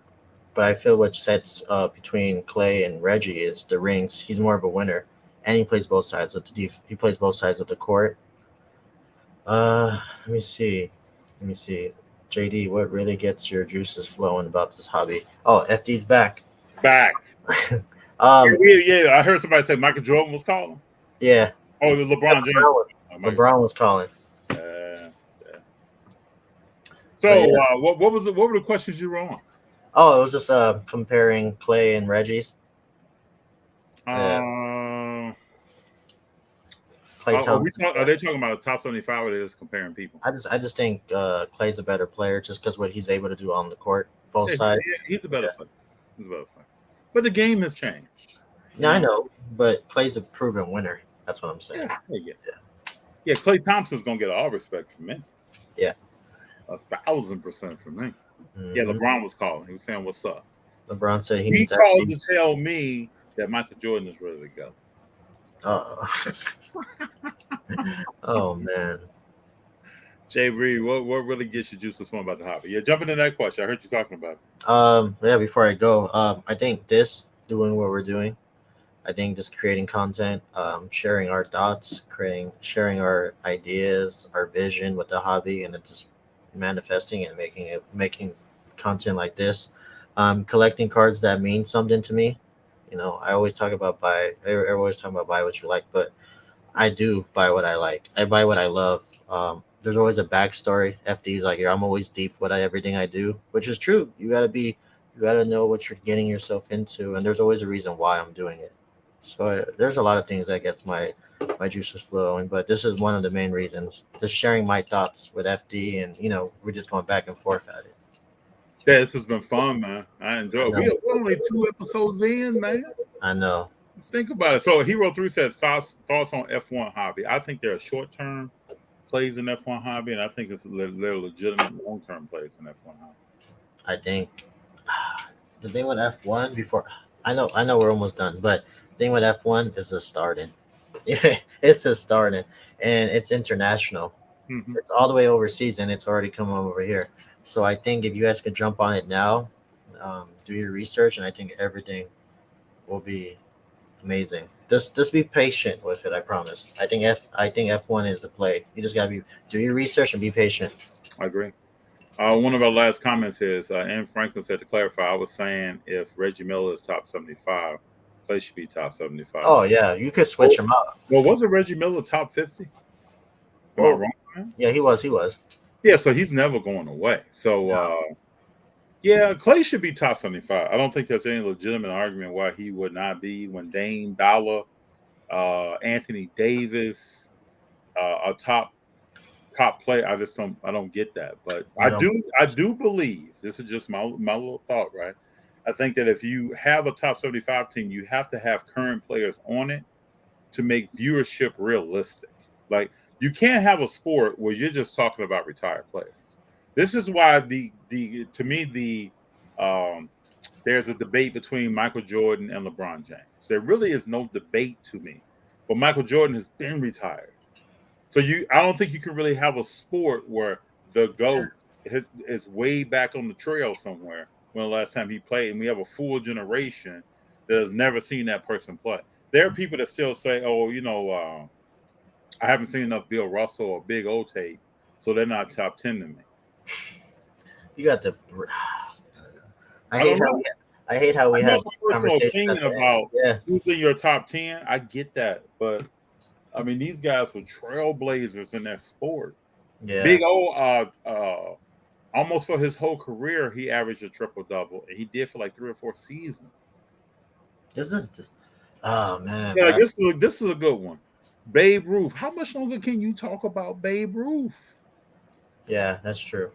You got to have somebody current today that you're talking about, or someone who's legendary that's about to retire. That's going to help viewership. You can't keep talking about players from the past. Yeah, I agree. Yep. Especially that comment you said about the top 50, the top 75. They should have just tried to bring in more recent players. You know what I mean? I just felt like, the retired players, but when you're on top 50, you're not going away. So you top 50, you're gonna be top 75, you're gonna be top 100, top 25. You're never gonna go away. There's not gonna be no disrespect like that. Like if you look at the NFL top 100, you could argue some of these guys probably should have been off that list, but they're never leaving the list. Because what they did at the time that kept them in that list. That always plays a role. Nikki Ryan, before we get off here, says the Netflix series has really helped blow up Formula One. It has. I need to watch this. I'm probably gonna end up watching this tonight. Lover Select gave me a recommendation to watch this. I need to check this out. I understand that it's a great viewing, something great to watch. I will check this out. I'm gonna have to get up on that. So thank you, Jason. Hey, I appreciate everyone being here. JD, do you have any words that you want to share before we get up on? No. Just keep supporting us. We're doing our thing. Especially when we go to these shows, we're going to try to do live reactions, post-game interviews. I want to call them after. Yep. So just keep in touch. I mean, we're working, and I promise, we're going to bring more informative and valuable content to you guys. Most definitely. That's what it's all about. Mm-hmm. And I appreciate. I mean, the energy here. The second show, I'm ecstatic. Yeah, there's a lot of questions. I'm telling you, the more we do this, like we always talk about consistency, just being more consistent with it. The people are going to come, and the more people that are watching us, the more questions, the more statements they give us. It's going to open up more conversation. Yep. Hey, everyone that's here, we have had a lot of questions and comments. I'm just flipping through them right now. I really appreciate that. It's good to see people chiming into the conversation. That's what JD and I both want. Please come back next week. We'll be back on Sunday. Yeah, at 6. That's right. What's the Flavor? We'll be back on at 6 p.m. Pacific Standard Time, 9 p.m. Eastern Standard Time. Tomorrow I'll be on What's the Play. We're going to have I Am Carlos on. We're going to have a great conversation about baseball, wrestling, cars, football, so much more. Talk about sports in general. Be on that. It's all love. I really appreciate y'all. I'm so excited right now. Yeah, we've got a great show today. I agree. All right. But thank you all. I'll catch you guys later. Please don't forget the men. If you see me there, say what's up. If you see JD at the show, say what's up. We want to talk to you. All right. All right. See you guys. Peace.